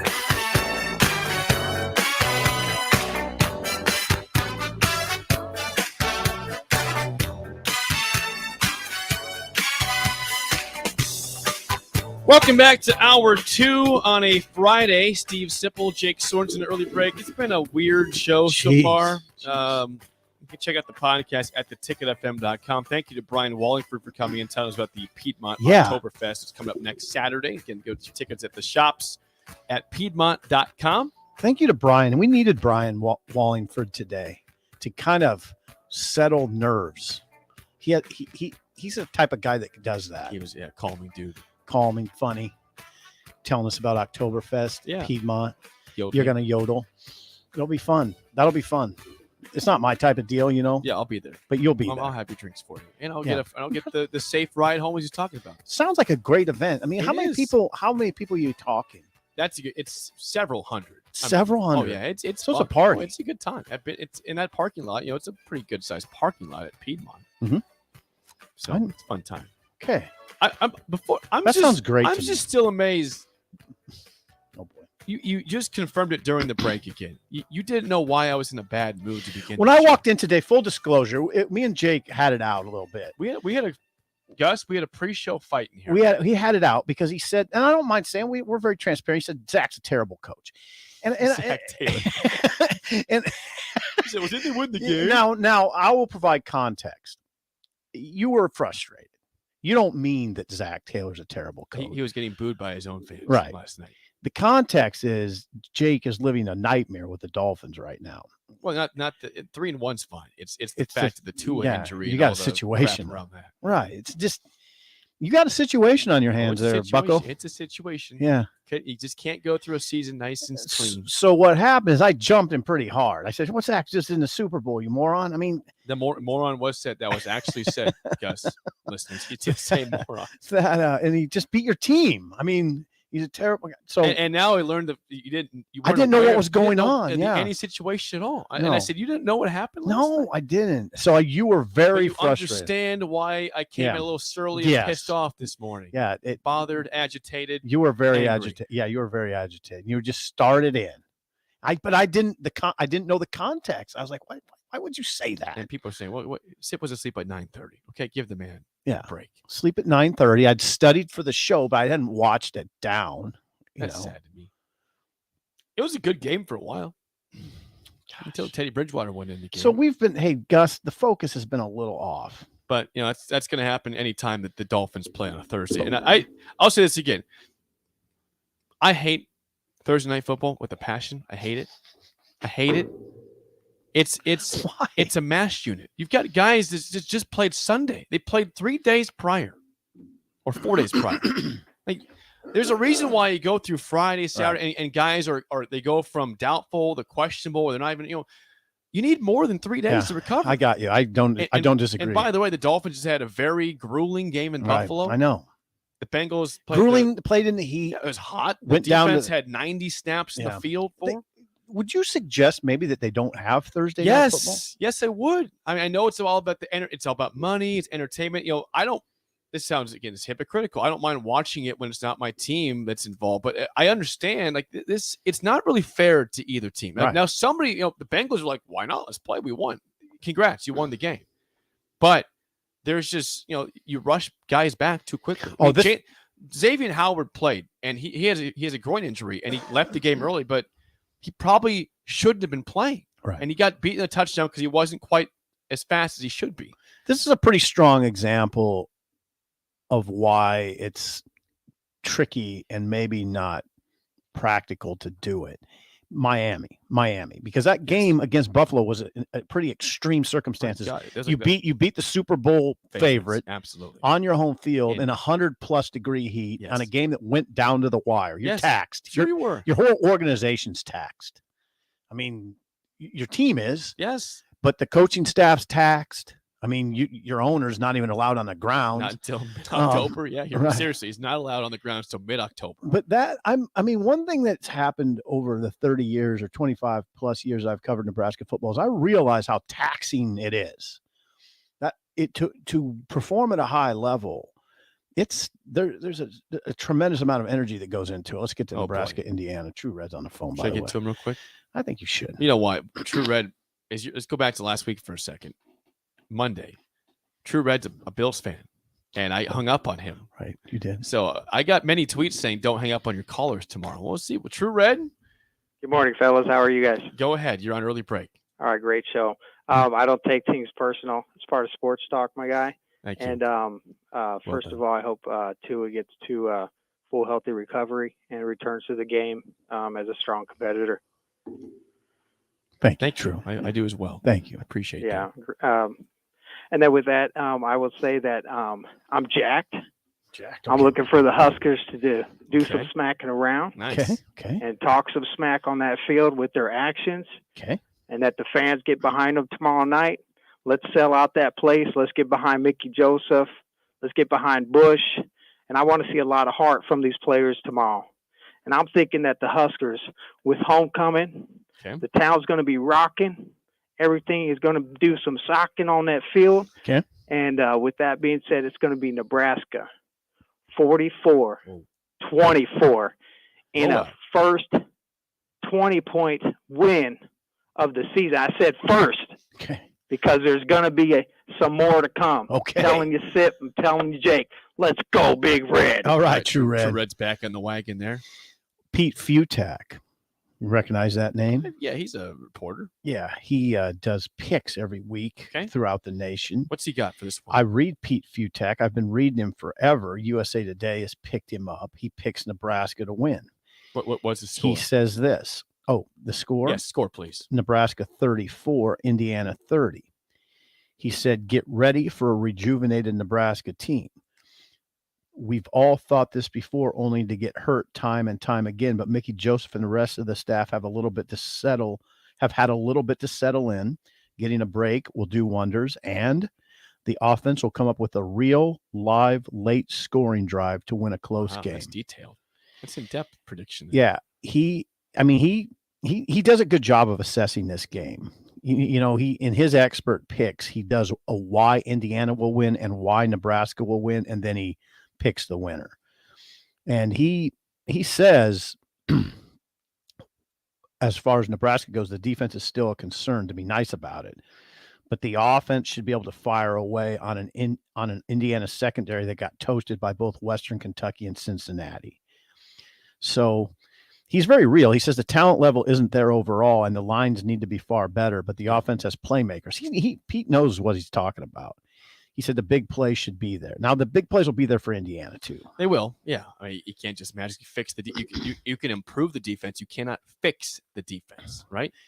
You can I think hope for and maybe expect. I'd say let's go hope for. You can hope for signs of improvement. Yo, for sure.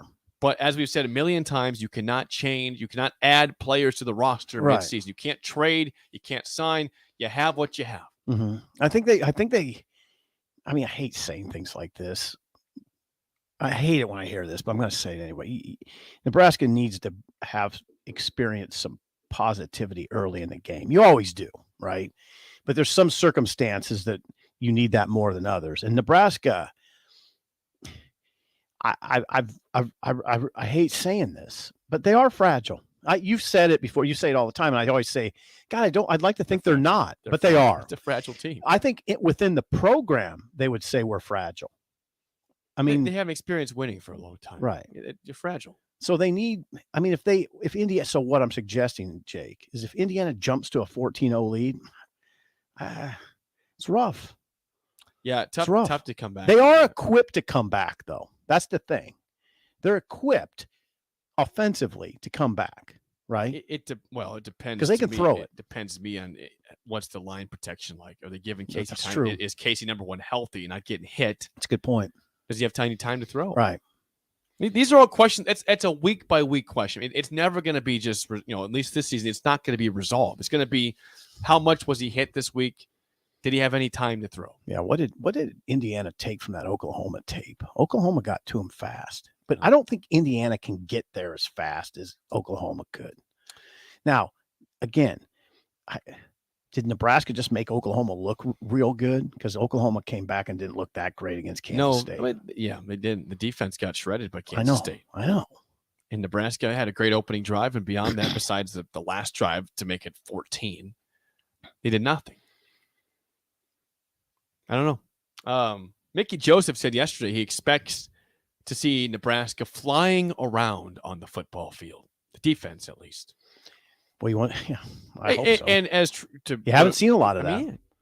It would be wonderful to see the defense. Yeah, as we've said, can you have several guys bringing guys down?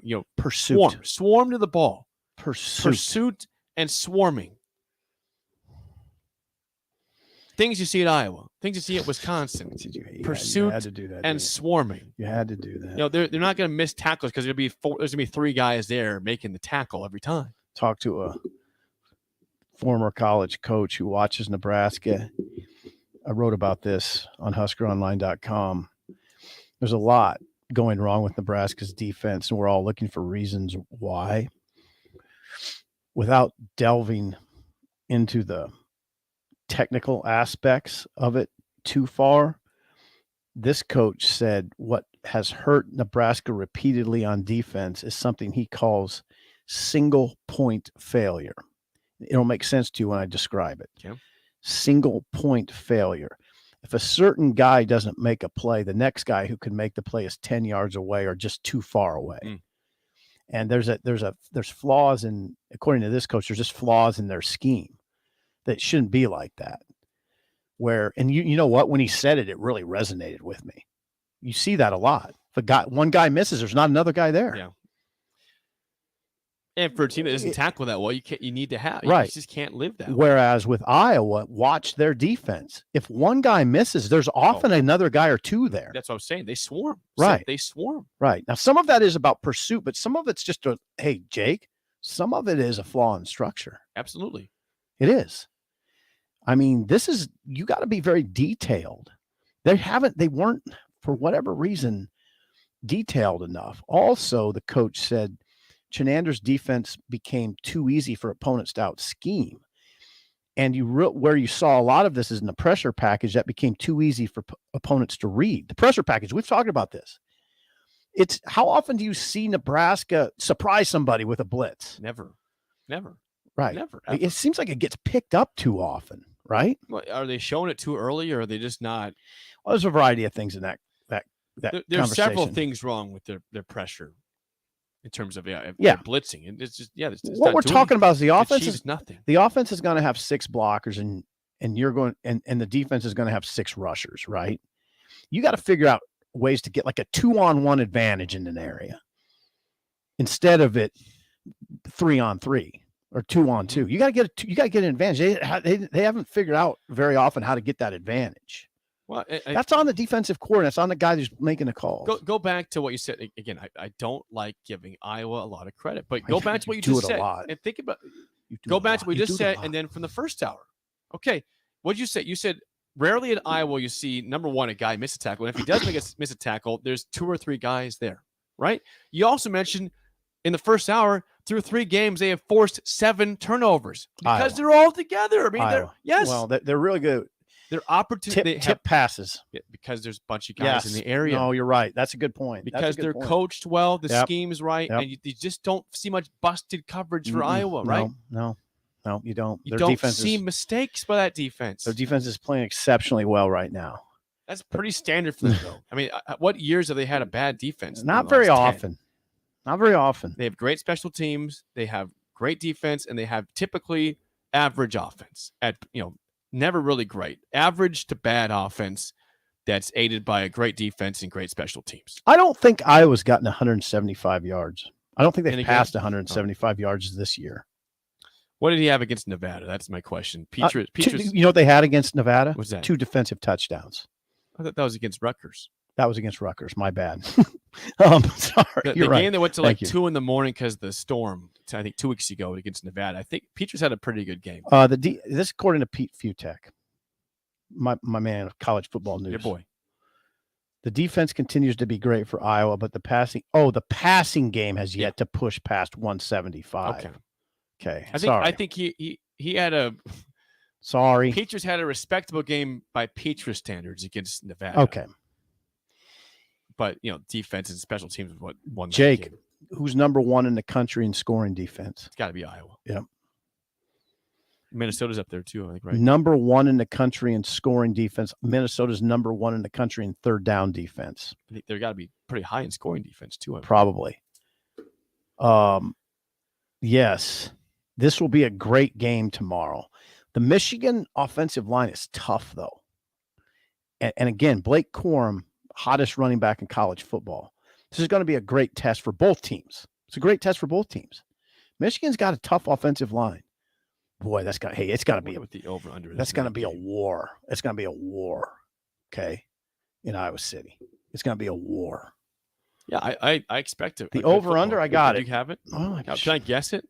Yeah, do you have it? Tell me if you have it or not.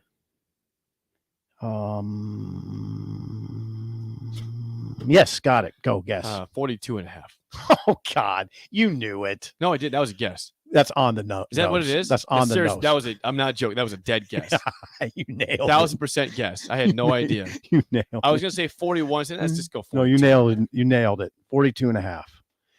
Futak, Pete, picks Michigan 26, Iowa 13. You think it's closer than I think it's closer than that. Right now, Michigan's a 10.5 point favorite. And I think per Lee Sterling, who we'll talk to next segment, they're at 10. He's got him at 10-point favorite. I'm talking about these games in part because that game's at 11 a.m. And if, for instance, I can watch it because Nebraska plays at night. Now, will you watch that or do you watch Minnesota-Purdue? It's a sort of a toss-up. Channel return. PIP, picture-in-picture. Did you do that one? Maybe. Figure that one out. That's the key there. Lee Sterling of Paramount Sports is next, talking NFL, college games. Get your pens and pencils out for his picks. Next on Early Break in the Ticket. People first is more than a nice sentiment. At American Senior Benefits, it's the mission. If you're ready for a career where you can truly put your customers' needs ahead of everything else, this is for you. American Senior Benefits is one of the leading senior market insurance product distributors in the country, and they're looking for high-energy applicants with strong communication skills. Enjoy on-the-job training, a fun work environment, and unlimited income potential. Visit ASBMidwest.com to learn more. American Senior Benefits. It's time again for Lincoln's Best Oktoberfest, the 7th annual Piedmont Oktoberfest, October 8th from 5 to 11 p.m. Enjoy dozens of beers, amazing local food, live music, costume contests, stein holding contests, yodeling, and more, with tickets starting at only $33. Live music by the B Street Band, provided by Aloe Fiber, and safe rides home, provided by Z-Trip and the Nebraska Department of Transportation Highway Safety Office. Get your tickets today at the shops at Piedmont.com. Use promo code THETICKET to receive 10% off your complete order. It's the Piedmont Oktoberfest, the shops at Piedmont.com. The dog days of summer are here. Is your yard in need of a touch-up as we head into the fall season? August, September, and October are the months for aeration, and Penner Sprinkler and Lawn is the place to call to get the job done right. If you're noticing any issues with your sprinkler system through the hot summer months, they're always a call away, and they're already scheduling installs for sprinkler systems for next year and all other lawn care needs. Call Penner Sprinkler and Lawn today at 402-413-1215. Guys, I just had my weigh-in over at Farrell's Extreme Body Shaping after my second 10-week session over there. Since I started with them in April, I've lost 70 pounds. No pills, no starvation diets, just the proven method at Farrell's using kickboxing, strength training, nutrition, and personalized coaching. It all starts with their 10-week challenge. The next one begins on October 1st. Reserve your spot and get half off by mentioning the ticket. You can get all the information at fxblincoln.com, and I'll see you at Farrell's for the 10-week challenge beginning October 1st. Join now for 50% off. Tractor Supply is looking for full-time team members for their Waverly Distribution Center. Applicants can expect a 3- and 4-day work week schedule with additional overtime days, with both day and night shift schedules available. Stand-up forklift and high-reach forklift experience is a plus for open positions, but they're willing to train for those without experience. At Tractor Supply, they work hard, have fun, and make money. Apply today at tractorsupply.jobs. This is Dan Friedman. Between 2010 and 2019, distracted driving caused more than 40,000 car crashes in Nebraska, resulting in over 14,000 severe injuries and deaths. Please keep your eyes on the road. If you have a smartphone, put it away while you're behind the wheel. It will help keep our community safe and secure. This message is brought to you by Friedman Law Offices, helping injured people. It's what we do. It's all we do. Find us at friedmanlaw.com today. You're getting lots of steps in this fall between going to football and volleyball games. Are your shoes getting worn out? For the rest of September, when you stop by Brown Shoe Fit, you can take an additional 20% off the men's clearance rack sale price. The clearance rack has your favorite brands like Brooks, New Balance, Clarks, and more. Hurry in for the best selection in your size. The sale ends September 30th, so hurry in now for 20% off all shoes on the men's clearance rack at Brown Shoe Fit, just south of 66th and Q in Lincoln. Look at your car. It's filthy and probably has a few dings and nicks all over it. Don't be that guy. Get it upgraded and repaired at Renew Your Auto. At Renew Your Auto, they offer tons of services: ceramic coating, window tinting, paintless dent repair, washes and details, bed liners, body shop, and more. Where can you go to get services like that all in one place? Schedule your appointment today at renewyourauto.com. See what Renew can do for you. They say one great thing leads to another, and that's especially true when you visit a Great Clips salon. When you sit down for a haircut with the skilled and friendly stylist at one of our thousands of convenient Great Clips locations, they'll not only make your hair look great, they'll make you feel great too. And that's something you can't help but share with the world. Download our online check-in app today and opt in to get a Ready Next text when you're up next. Great Clips. It's going to be great. We're on the air. Back Well, party's starting early today, isn't it? to more of Early Break with Sip and Jay, brought to you by Gaina Trucking. On 93.7 The Ticket and theticketfm.com.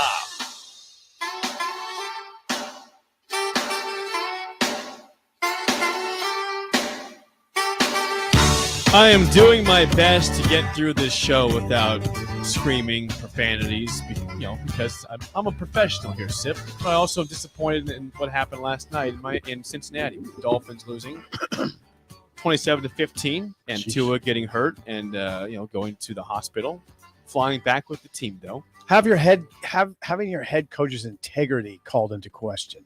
Yes, That's rough. And that was a lot of the post-game press conference. with Was Mike it? McDaniel. That was a lot of the questions. We are going to go through this weekend's games for college football and NFL with Lee Sterling, Paramount Sports. Good morning, Lee. But before that, last night, Dolphins do lose the game. You and I are both Dolphins fans. As Sip just said, Mike McDaniel and the organization's integrity is being called into question here regarding Tua playing in the game following what people thought may have been a concussion on Sunday against the Bills. They reported a back injury plus a leg injury. How do you stand on, the question of integrity with the organization? It hasn't been very high over the last couple decades, especially since Stephen Ross took over. But I don't know. I wasn't there. I'm more concerned about Tua going forward. I just don't think Teddy Bridgewater's the answer. So we might even see Skylar Thompson in a couple weeks. So hoping it's less than a month and the Dolphins can hold the ship and maybe go 2-2. I mean, it was frustrating. I thought they had wrestled control of the game, even though they were down by a point. They're driving and seemed like they had, certainly changed the momentum. So that's why they call it the NFL. Not for long. Yeah, unfortunate loss. Dolphins 3-1. Jets next up 10 days from now. So hopefully Tua gets. Wait, no, you got to say it right. New York stinking Jets. The New York stinking Jets. Yeah, they're up next. We will not see. I'm pretty sure we will not see Tua there or any game soon. But we shall see. Dolphins lose though, 27-15. All right, Lee. Let's get to some college football up first in the Big Ten. Maryland looked pretty good in a loss to Michigan last weekend. They are 8-point favorites against Michigan State tomorrow. Do they cover? Well, the best part about gambling is you can change your mind and go with a team one week and against them the next, and that's what I'm going to do. So I had Maryland big against Michigan last week. I think it's the time to go against them.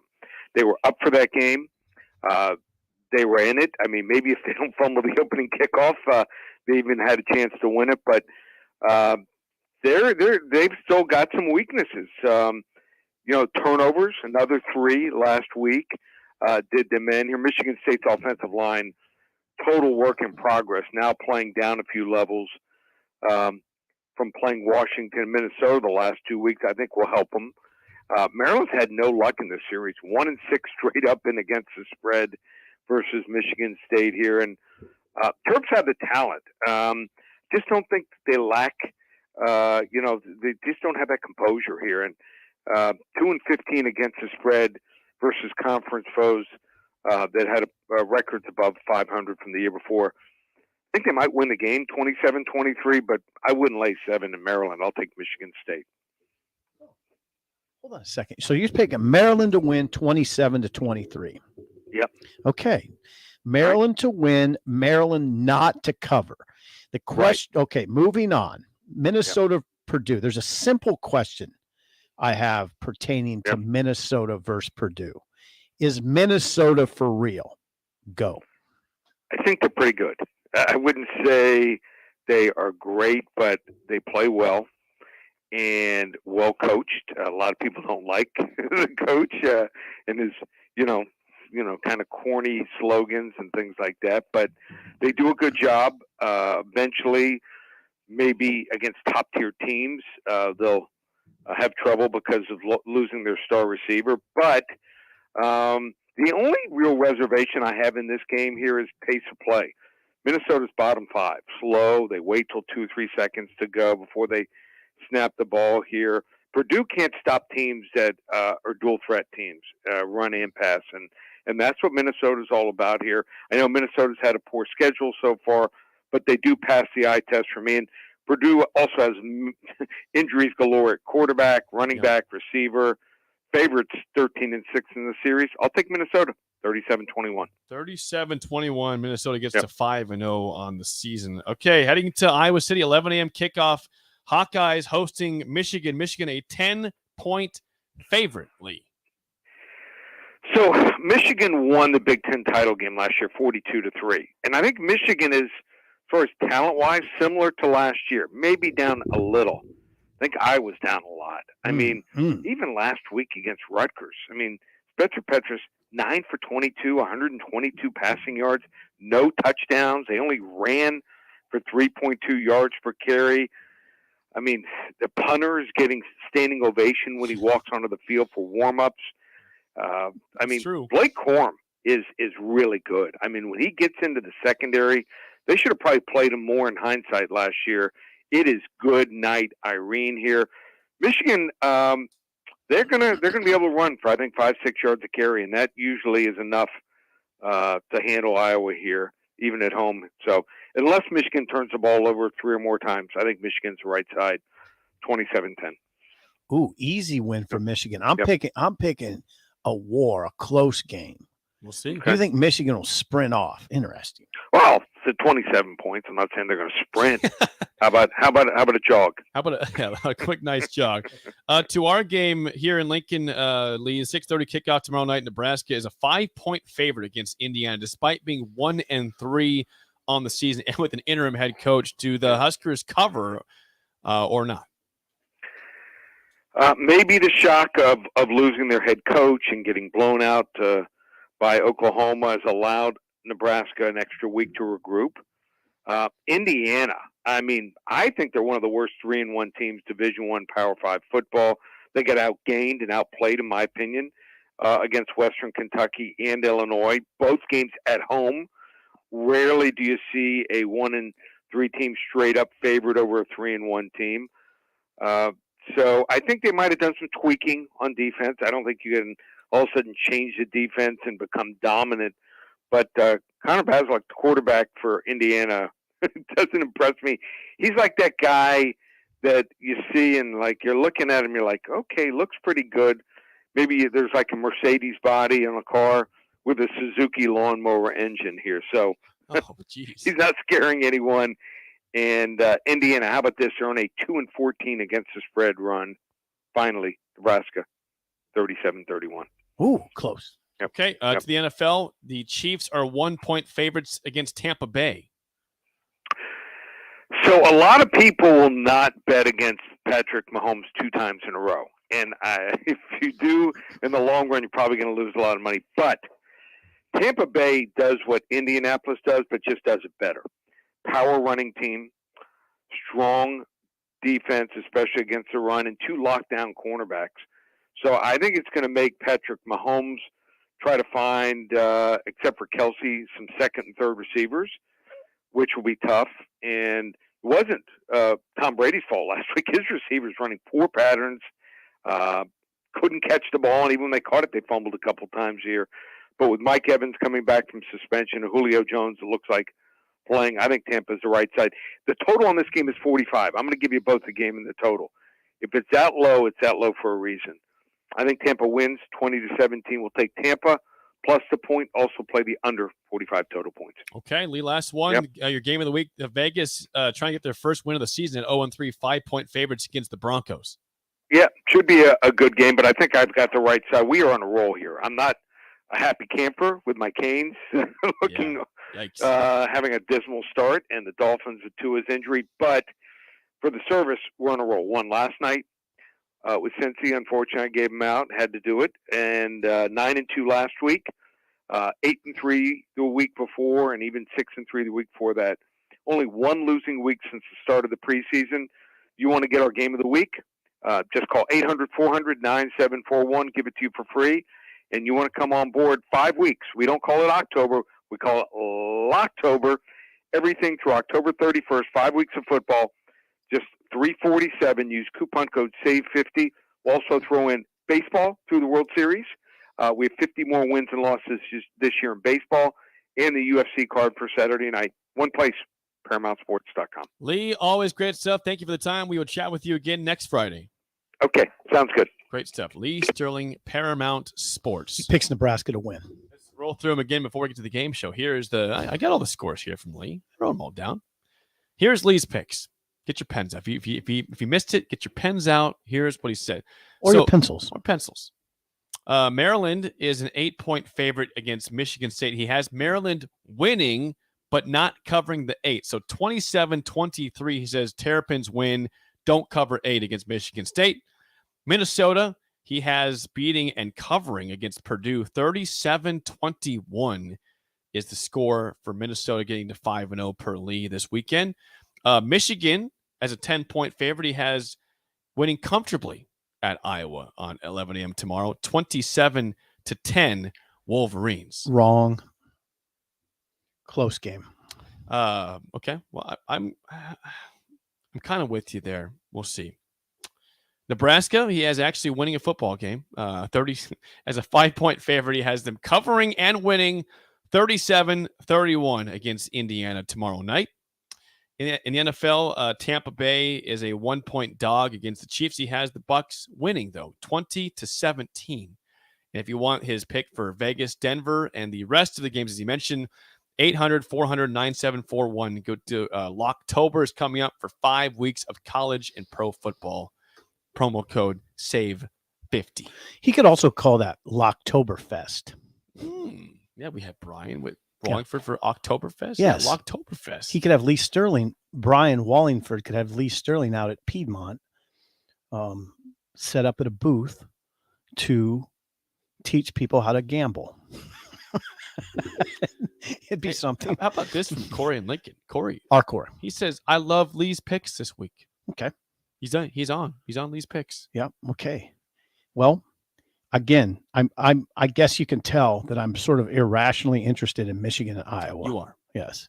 Also, is Minnesota real? That's the question. Is Minnesota real? And they can prove that by beating Purdue resoundingly. However, hold the thought. Can they prove that if Aiden O'Connell's not playing? I get where you're going with that. I still think yes. Because Purdue is more than just a flashy offense now.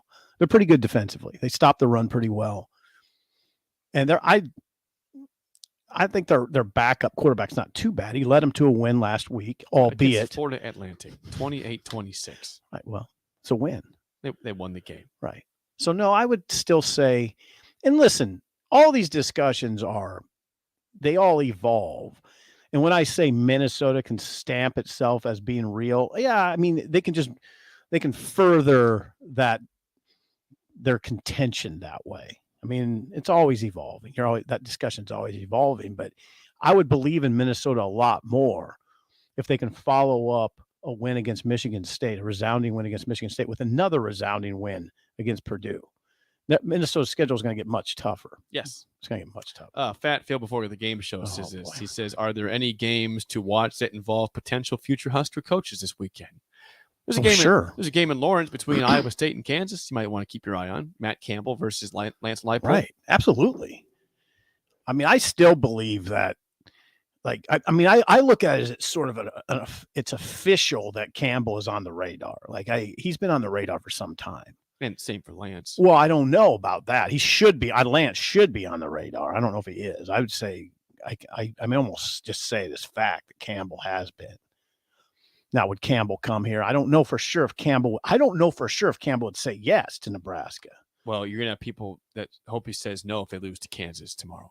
Yeah, it shouldn't be a week-to-week discussion. It is, though. But it shouldn't be. The fan base is week to week. They're on edge. I don't think everybody They're desperate. It's week to week. I'm just wondering how Kansas defense will hold up against a physical team. Because Kansas does not have a physical defense. Well, guess what? Tomorrow, physical team in Iowa State. Yes. We'll see how go Lance's squad. Yeah, see how it holds up. I don't know what time that game is. I wish you would help me with that. Is it 2:30 by any chance? Which one? Your focus today has been very questionable. Kansas, Iowa State. 11 a.m. Ooh. What's your guess on that one? We could guess. I'm guessing 2:30. This is your prelude to the game, so you got to make a guess here. 2:30. The game of Kansas and Iowa State tomorrow is at indeed 2:30. Okay. It is. Okay. You want to guess the line for that one? Oh, yes, I will. It's in Kansas. Yeah, I would guess Iowa State is a 6-point favorite. Iowa State is a 3-point favorite. So on a neutral field, that would be a 6-point favorite. Yeah. All right, let's play the game show. Give us a call at 464-5685. Your chance to win a business box of bagels to Bagels and Joe. I think you're 0-4 in the week, right? Yeah. Schaefer, you've lost 3 straight overtime games.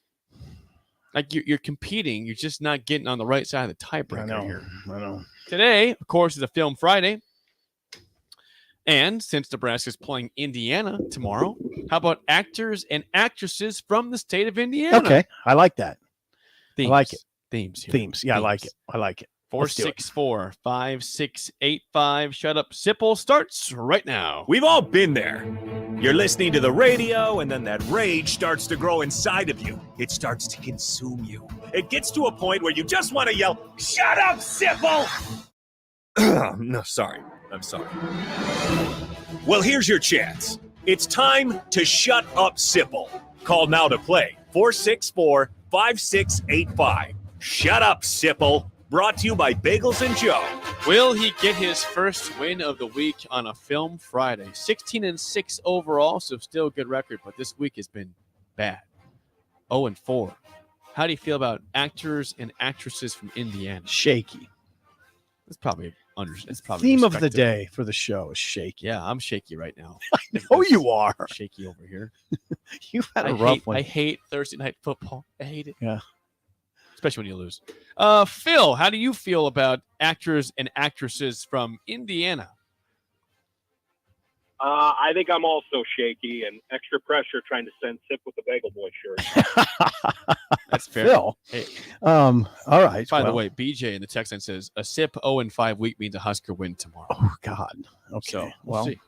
let's not equate those things. Let's get to it. Phil, first question goes to you. Brendan Fraser is from Indianapolis. In what 1999 movie did Fraser play the role of adventurer Rick O'Connell, who travels to the city of the dead and accidentally awakens a cursed high priest with supernatural powers? Is that The Mummy? Yes, it is. Sip, you didn't have that one? Nope. I think it was something else? Nope. Didn't have it. You know who Brendan Fraser is? Nope. Interesting. Should I? Yeah. He's not been around for a while. I'm not sure what he's doing, but he's not acting anything. Okay. All right. That's a popular movie, though, The Mummy. Okay. Sip down 1-0. Here's your first question. Steve McQueen is from Beech Grove, Indiana. What singer-songwriter wrote a song about him titled Steve McQueen? Oh, the great Sheryl Crow. Sheryl Crow is correct. You want to sing that song? No. If I have to yodel, you can sing Steve McQueen. I know. You're going to yodel. All right, Phil. Bizarre human. 1-1 tie for the lead. Your last question. Alex Karras was born in Gary, Indiana. Along with being a 4-time Pro Bowler for the Lions, he also acted, including being the character Mongo, in what 1974 comedy film starring Gene Wilder and Cleavon Little? God, he just handed one to him. Blazing Saddles. Yes, Jake, I would have had that. Thank you for handing, but I appreciate the fact you handed Phil one. I do, because you get accused all the time of handing me. Appreciate that. Yeah. All right, Sip, to force yet another overtime. Last question. Jenna Fisher is from Indiana. Jenna Fisher? What character did she play in The Office? Pam. Go. Let's see, who was this? Was it to the caller yesterday, or was it to you? It was to the caller, and I missed. Okay, so this is to you then. It was. I can't remember what it was. Yeah, but you went under. It was Dan Marino interceptions. Yeah. Okay, now hold on. Yep. Is this the fourth overtime of the week? Yeah, in a row. I think Monday you lost in regulation. You lost 4 straight over. Phil. Sorry, you've lost 3 straight overtimes. Phil, I need this. It's just to avoid Bagel Boy. Look, he's laughing. All right, Sip, this is to you, and then Phil will go over under your answer. Ready? Locked in? How old was Alex Karras when he passed away in 2012? 2012, he passed away. Yep. Alex Karras passed away in 2012, which was 10 years ago. That's good math, yes. I'm going to say he was 71. All right. Over, under 71. Phil for the win. I will go over 71. Was he over 71 for a 0-5 week for Sip on the game show?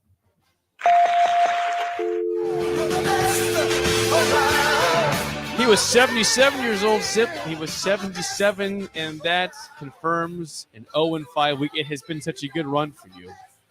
And then this week happened. You still are 16-7 since the reset, but we got to have better luck next week.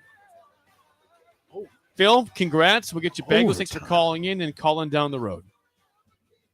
All right, thanks, guys. Sorry, Sip. Thank you, Phil. Get out the shirt. Yep. Thank you, Phil, for Will calling. be found somewhere in this Thanks office. for calling. Yikes. Okay, we got. I mean, the thing is, you didn't play bad. We got an overtime problem. The press is all over me. They're talking about what do I do and why I'm failing at overtime, and all the columnists have their dumb opinions about it. What's your response to the columnists? I don't read them. I don't even know what they're saying. I'm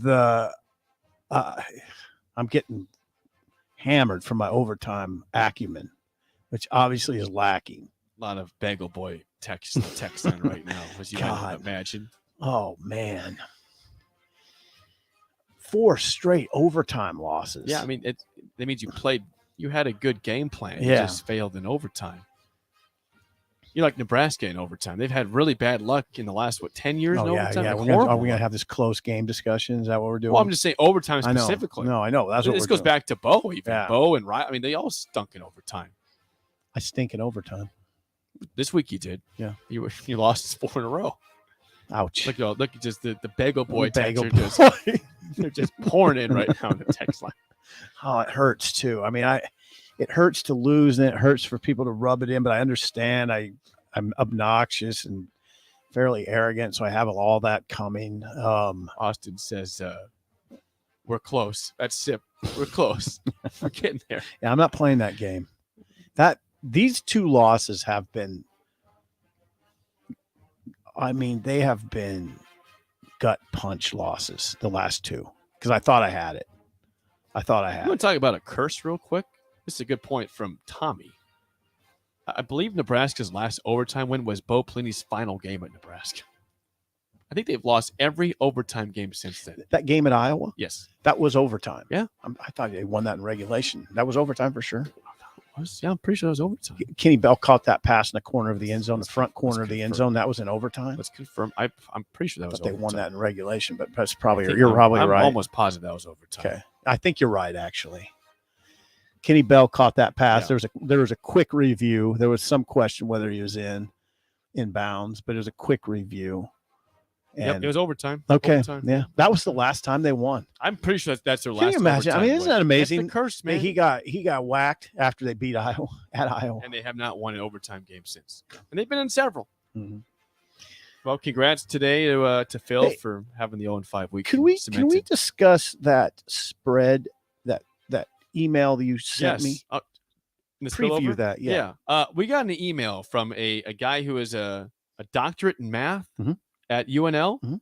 regarding Nebraska and the spread Mhm. recently, comparing to other teams and Nebraska's woes with that. I think it's fascinating. Yeah, how far off So Vegas has been on Nebraska. when we come back, we'll have the spillover with me and you. Maybe Nick comes in here because AD and Raph are just via stream today. And we'll address that email and make some more picks ourselves in an early break in the ticket. College football in Lincoln, America. The time has come.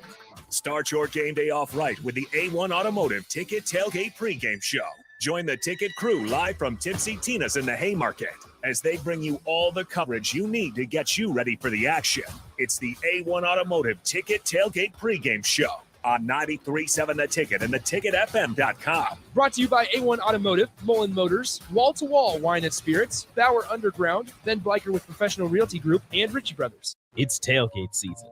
Why would you bounce around from place to place for all your beverage needs when you could have it all in one place? Wine, Beer, and Spirits has everything for your parties with their 3 locations in Lincoln, Grand Island, and Omaha. It's the largest liquor store in the state, and here's the best part. You can get a drink from their bar and walk around with it as you shop for all your tailgate necessities.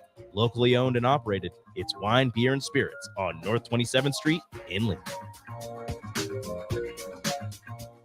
Hey, buying a used vehicle sucks, and the biggest problem is who can you trust? Hey, this is Carl from Price Right Auto out here at West O Street in Lincoln. Here's what customers have told us they want from us. They want transparent pricing with no games. We have all of our pricing on our website, plus a Carfax report. We don't want to buy a lemon. We include a 3-month warranty on all of our vehicles. We don't want to play games. Just make it simple. You saw that with non-commissioned salespeople. Can you trust us? Just check out our Google reviews. Again, this is Carl from Price Right Auto in West O. Check us out at pricerightauto.com. Wow. Did you ever save me money on my car? Yes, that's why our customers keep coming back. How do you do it, friendly car dealer ? We simply have low overhead and high trade-in values. The next line's yours. Oh. Ready for something better? Mullen Motors is a no-hassle, no-pressure dealership with financing available. Check out the inventory at MikeMullenMotors.com. No taglines, just quality vehicles. Mullen Motors. This is Lincoln's home for sports talk on the FM dial. Also online at theticketfm.com. On the internet. KNTK FM Firth, 93.7 The Ticket. Guys, I just had my weigh-in over at Farrell's Extreme Body Shaping after my second 10-week session over there. Since I started with them in April, I've lost 70 pounds. No pills, no starvation diets, just the proven method at Farrell's using kickboxing, strength training, nutrition, and personalized coaching. It all starts with their 10-week challenge. The next one begins on October 1st. Reserve your spot and get half off by mentioning the ticket. You can get all the information at fxblincoln.com, and I'll see you at Farrell's for the 10-week challenge beginning October 1st. Join now for 50% off. People first is more than a nice sentiment. At American Senior Benefits, it's the mission. If you're ready for a career where you can truly put your customers' needs ahead of everything else, this is for you. American Senior Benefits is one of the leading senior market insurance product distributors in the country, and they're looking for high-energy applicants with strong communication skills. Enjoy on-the-job training, a fun work environment, and unlimited income potential. Visit asbmidwest.com to learn more. American Senior Benefits. Sandhills Global is hiring. Check out sandhills.jobs for more information. Sandhills is looking to fill hundreds of new openings in sales, traveling support, software development, web design, and more. Sandhills has a professional culture and is fast-paced with a focus on growth, innovation, and leading-edge technologies. Career and internship opportunities are available at our global headquarters in Lincoln, Nebraska. Apply today at sandhills.jobs. We're on the air. Back Well, party's starting early today, isn't it? to more of Early Break with Sip and Jay, brought to you by Gaina Trucking. On 93.7 The Ticket and theticketfm.com.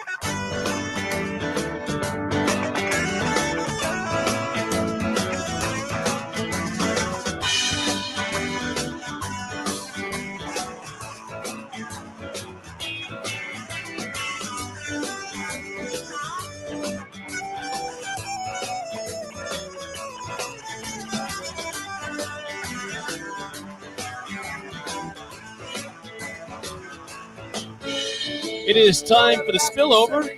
We got Nick Sainer with us. Raph and AD will be joining via the stream today. Is that right? Both those guys? Just Raph. Raph AD today. is currently in the air. Okay, so Raph and Nick today He is drive. physically in the air right now. We could find a way to stream for that, right? He said he's like, I could. He's probably got that. But I feel like there's a lot of Wi-Fi. connection issues. Yeah. You know, hey guys, it might cut out a little bit here. I'm going through a cloud. Yeah, it's tricky. It's kind of fun to do a radio show from the air, right? It would be cool. But hey, no, I respect the crap out of those guys right now because Raph's been in Alabama all week and AD has been in Washington, D.C. for all but one of the days, and they haven't missed a show. That's good. So, you know, it's all good. I would like to read an email. We'll save your Tua stuff for later. Jake, you're fired up, man. I've had enough Tua conversation today. Before I Sip, you warned me, but I didn't realize what I was doing. I learned a valuable lesson today about Jake. There were a lot of learning lessons. I didn't today. know he didn't realize what happened last night. No, he I walked didn't. in like, why is he in such a bad mood? Oh, I don't know, because the Dolphins lost. My Didn't know. quarterback got killed, Didn't know. basically. Went to bed last night at 9:30.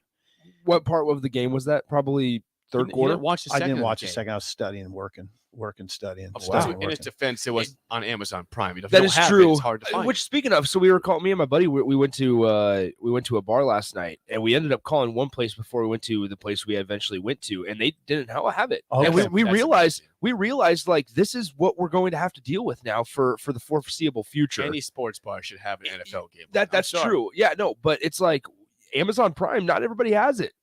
And Right. so If you are a that's one of sports those things bar- where you have to call somebody. And this is the place we called it was a prominent place in Interesting. Lincoln. I'm shocked. I think any sports bar would Interesting. always You would have think- NFL on. Yeah, Always. Find you a would way. think. Interesting.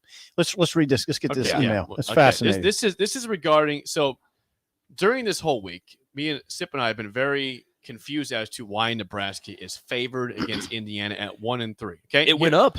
Also, it's five and a half. It opened at 3.5, and now it's 5. 5 to 5.5. Yeah. Okay. Yeah. Okay. This is from Austin, who sent an email to us. It's titled "Suspicious Husker Spreads This Year." He says, "Hey, Sip and Jake, relatively new fan of the show here. Was interesting to hear you guys ponder why Nebraska is currently a 5.5 to 6.5 point favorite against 3-1 Indiana this weekend. I've been suspicious of a lot of the spreads for Husker games this year, so I did a bit of research. I'm a math doctoral student at UNL. Nice. Okay. The Huskers are 0-4 against the spread this year. In those 4 games, the line at kickoff time overestimated Nebraska's performance by an average of 18.5 points per game. That is incredible how off they've been. I'm going to read that again. The Huskers are 0-4 against the spread. In those 4 games this season, the line at kickoff time overestimated Nebraska's performance by, on average, 18.5 points per game. For instance, they were 10.5 point dogs against Oklahoma and lost by 35, a 24.5 point error in the Huskers' direction. This number is shockingly high when compared to other Big Ten schools. For context, Iowa has gotten an extra 1/10 of a point per game this year. Wisconsin an extra 2 points. Indiana an extra 4.5. Ohio State has actually been shorted 5 points per game on average this year. Explanation? How do you feel about Indiana minus 12? So, yeah, if you're going by what has happened, whiz. if you're going by what has happened with Vegas all year as it pertains to Nebraska, Vegas has been wrong by an average of 18.5 points per game. So if you're looking at this, you're thinking, okay, Indiana should win by 10 to 12 points, right? If the trend follows, Indiana will win the game. 10 to 12. I will be a little cautious because the big game that jumps out is going to be Georgia Southern. Georgia Southern, you were a 23.5 point favorite, if I can remember correctly. That's right. So that's going to weigh the averages a little bit. Well, so Oklahoma, they got way laid. Exactly. So that's a good point. That's a good point. And same with like Northwestern was a similar situation as well. 12.5 point favorite. Vegas has been so they've been horrifyingly wrong. I mean, right? Yes, they have. That's I have many friends who have told me that they have made a lot of money betting against Nebraska the last 2 years, not just this year. 2 years against the spread, not straight up against the spread. They have been horrible, and Vegas has just been way wrong. Yeah, and they know that. They're seeing this trend. They're making lots of money because Nebraska is nowhere even close to the spreads. Fascinating. And I know a lot of people say, "Yeah, I've been making bank on Nebraska." The trend it would be to at least pick Indiana to cover, right? To cover, right? Maybe not to win, but to cover. Yeah, they're plus 5.5 or whatever it might be. Fascinating. That's really weird. Yeah. Vegas off by 18.5 points on average. Yeah, that rarely happens. What's also interesting is I wonder how much of a part Nebraska fans have in this, or not just Nebraska fans, but bettors have in adjusting the line, right? Because we know what it opens at usually, but then when you start sprinkling money on one way, right, that will adjust the line as well. Sure. So, like, here's the thing: going into the season, I mean, I went to Council Bluffs before Northwestern, and I put money on Nebraska before Northwestern, and there were the Kool-Aid. And that's, you were a victim of the Kool-Aid. Like, there were a lot of people in the Barstool Sportsbook that day, guys, that were in the kiosk line behind me, and we're like, I'm going to adjust the line. I'm adjusting the Nebraska line to have them favored by minus 21. I'm going to have them favored by 21, 24, because everybody was so confident. And so I feel like that may pay a little bit of a 11.5 to 12.5 in favor of Nebraska. It was double digits for Northwestern. It was. Yeah, Nebraska was favored by I think 12.5. You have to remember though, Sip, like we came in thinking, all right, we going off of what we knew from the defense last year, maybe not a step up, but you didn't think that the defense would be 5 weeks into the season or 4 weeks in the season ranked 127th in the country, giving up almost 7 yards per play and giving up 514 yards per game. You didn't think that the defense was going to take this big of a step back. No. And that's a huge part. Well, I would say this too. I mean, in reasons why Indiana, could be favored. Think about this in this case. Hang on. Nebraska, as we all know, has been horrifyingly bad in close games the last couple of years, right? And this year, Georgia Southern, they lost a close game. That's the only one they had. They lost Northwestern was close. Indiana has beaten Illinois in a close game this year, and Western Kentucky in overtime in a close game this year. You can make fun of them saying, Lee Sterling said that they're the worst 3-1 team in football. Well, guess what? They've won 2 close games. They finished 2 games that were close. Nebraska has just struggled to close football games. So if it's close, it should favor Indiana. Here's what's interesting, guys. So my buddy Luke Walton, Lincoln Journal-Star, tweeted this out yesterday. 2 of the quarterbacks that Nebraska has faced this year, Ryan Helinski and Kyle Van Treese, are ranked in the top 5 nationally for most passes attempted. Number 1, Connor Bazelak. And think, I was going to say, think about that. Like the Nebraska, this is a very important game. I don't know. I'll ask you guys. Is this more important of a game for Nebraska's offense to be effective or defense? Because if it's their offense, I think it's their offense, because there's a way that they need to establish a running game and slow down the tempo to keep their defense off the field. Good game. Good question. Yeah, I'd say it's more important for the offense, but it's you're more curious about the defense, though, because what I could think Bill so Bush, too. What could Bill Bush do in a short span of time to make any changes at all, to implement a change that can be effective against an offense likes to pass the ball. More important. I'm fascinated by that discussion, because it's like you want to have your defense out on the field to hopefully. I don't know if you still need to gel, but with a new coordinator and simplified play calling, maybe you see something different in that defense. But my goodness, I mean, like I just said, you're 127th in the country right now in total defense, and you're giving up 514 yards per game. I have a hard time saying it's not the defense in this discussion. That's why it's a good question. You got to get some stops. I mean, if Indiana has 12, 13 possessions, are you going to get stops or not? Are you going to give them 7 touchdowns? I mean, but see, I think from a concern, 49 points. Yeah, from a concern standpoint, I'm not concerned about the offense. Like, you have a guy in Anthony Grant who's been able to run over 100 yards. I think 3 of the 4 games this year, and now Gabe Ervin kind of just fills in for AJ Allen, which maybe is a little bit of a step back. But you got to remember, this was a guy that won the starting job as a true freshman. Right, he did.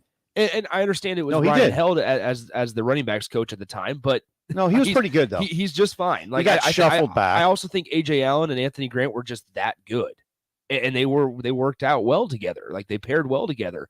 So if there's a way that Nebraska can establish a running game against a pretty bad Indiana defense, like I will say that Nebraska's 127th, Indiana's 109th in total defense. Will Whip stick with the running game? Yeah. Will Whip stick with the running game? I think you have to, because if you're, what have we heard from Mickey Joseph all week, Sip, and the last 2 weeks? Yeah, should have slowed it down against Oklahoma. We're going to try to slow it down against Indiana. You didn't exactly hear from Whipple. Whipple did not exactly hear Whipple get on board with that. Who's calling plays? Whipple. That's a good point. Right. You didn't exactly hear Whipple get on board with that. So is that another fascinating angle of what's the tempo look like? Yeah. Oh, yeah. But subplot, that's a real. Everything's fascinating right now. It is. You know what to expect. It's strange. Think about what you said. I agree with you 100%. But they're 1-3. The season's, close to unraveling, but it's still very interesting. It's still very. Well, it is. Just to see how they finish with Mickey as interim coach and see if they have any momentum at all. This game largely is about that. You don't want Nebraska to unravel. It's too early. If they lose to Indiana by like 28 points, God, hello, it's going to be horrible. Well, don't talk about that. Let's not talk about that. I'm serious. So, guys, I guess going back to my original question of who's it more important for, the way that my argument for the defense, because I don't know if I've made a decision, but my argument for the defense is you got to get something figured out here before you have to play Chase Brown, Mohamed Ibrahim, Braylon Allen, the guy Gavin Williams from Iowa, and I'm missing one more in there. Yeah, whatever. You're right. Michigan, Blake Corum. Blake Corum. You're the big ones. Michigan and Blake Corum. 5 weeks in a row. Yeah, those are not in that order. I have them in the order on my computer, but those 5 in a row. Yeah, you got to get the run defense specifically figured out. Well, it's interesting. Good luck when you have the same guys who've been here all season long, except for a new coordinator now. Yeah, that's it. All right, that's it for us to drive with AD with Raph and Nick. Yes, sir. Not AD today. No AD. AD's flying. He's in the air. For Steve Sipple, I'm Jake Sorensen. See you. Look at your car. It's filthy and probably has a few dings and nicks all over it. Don't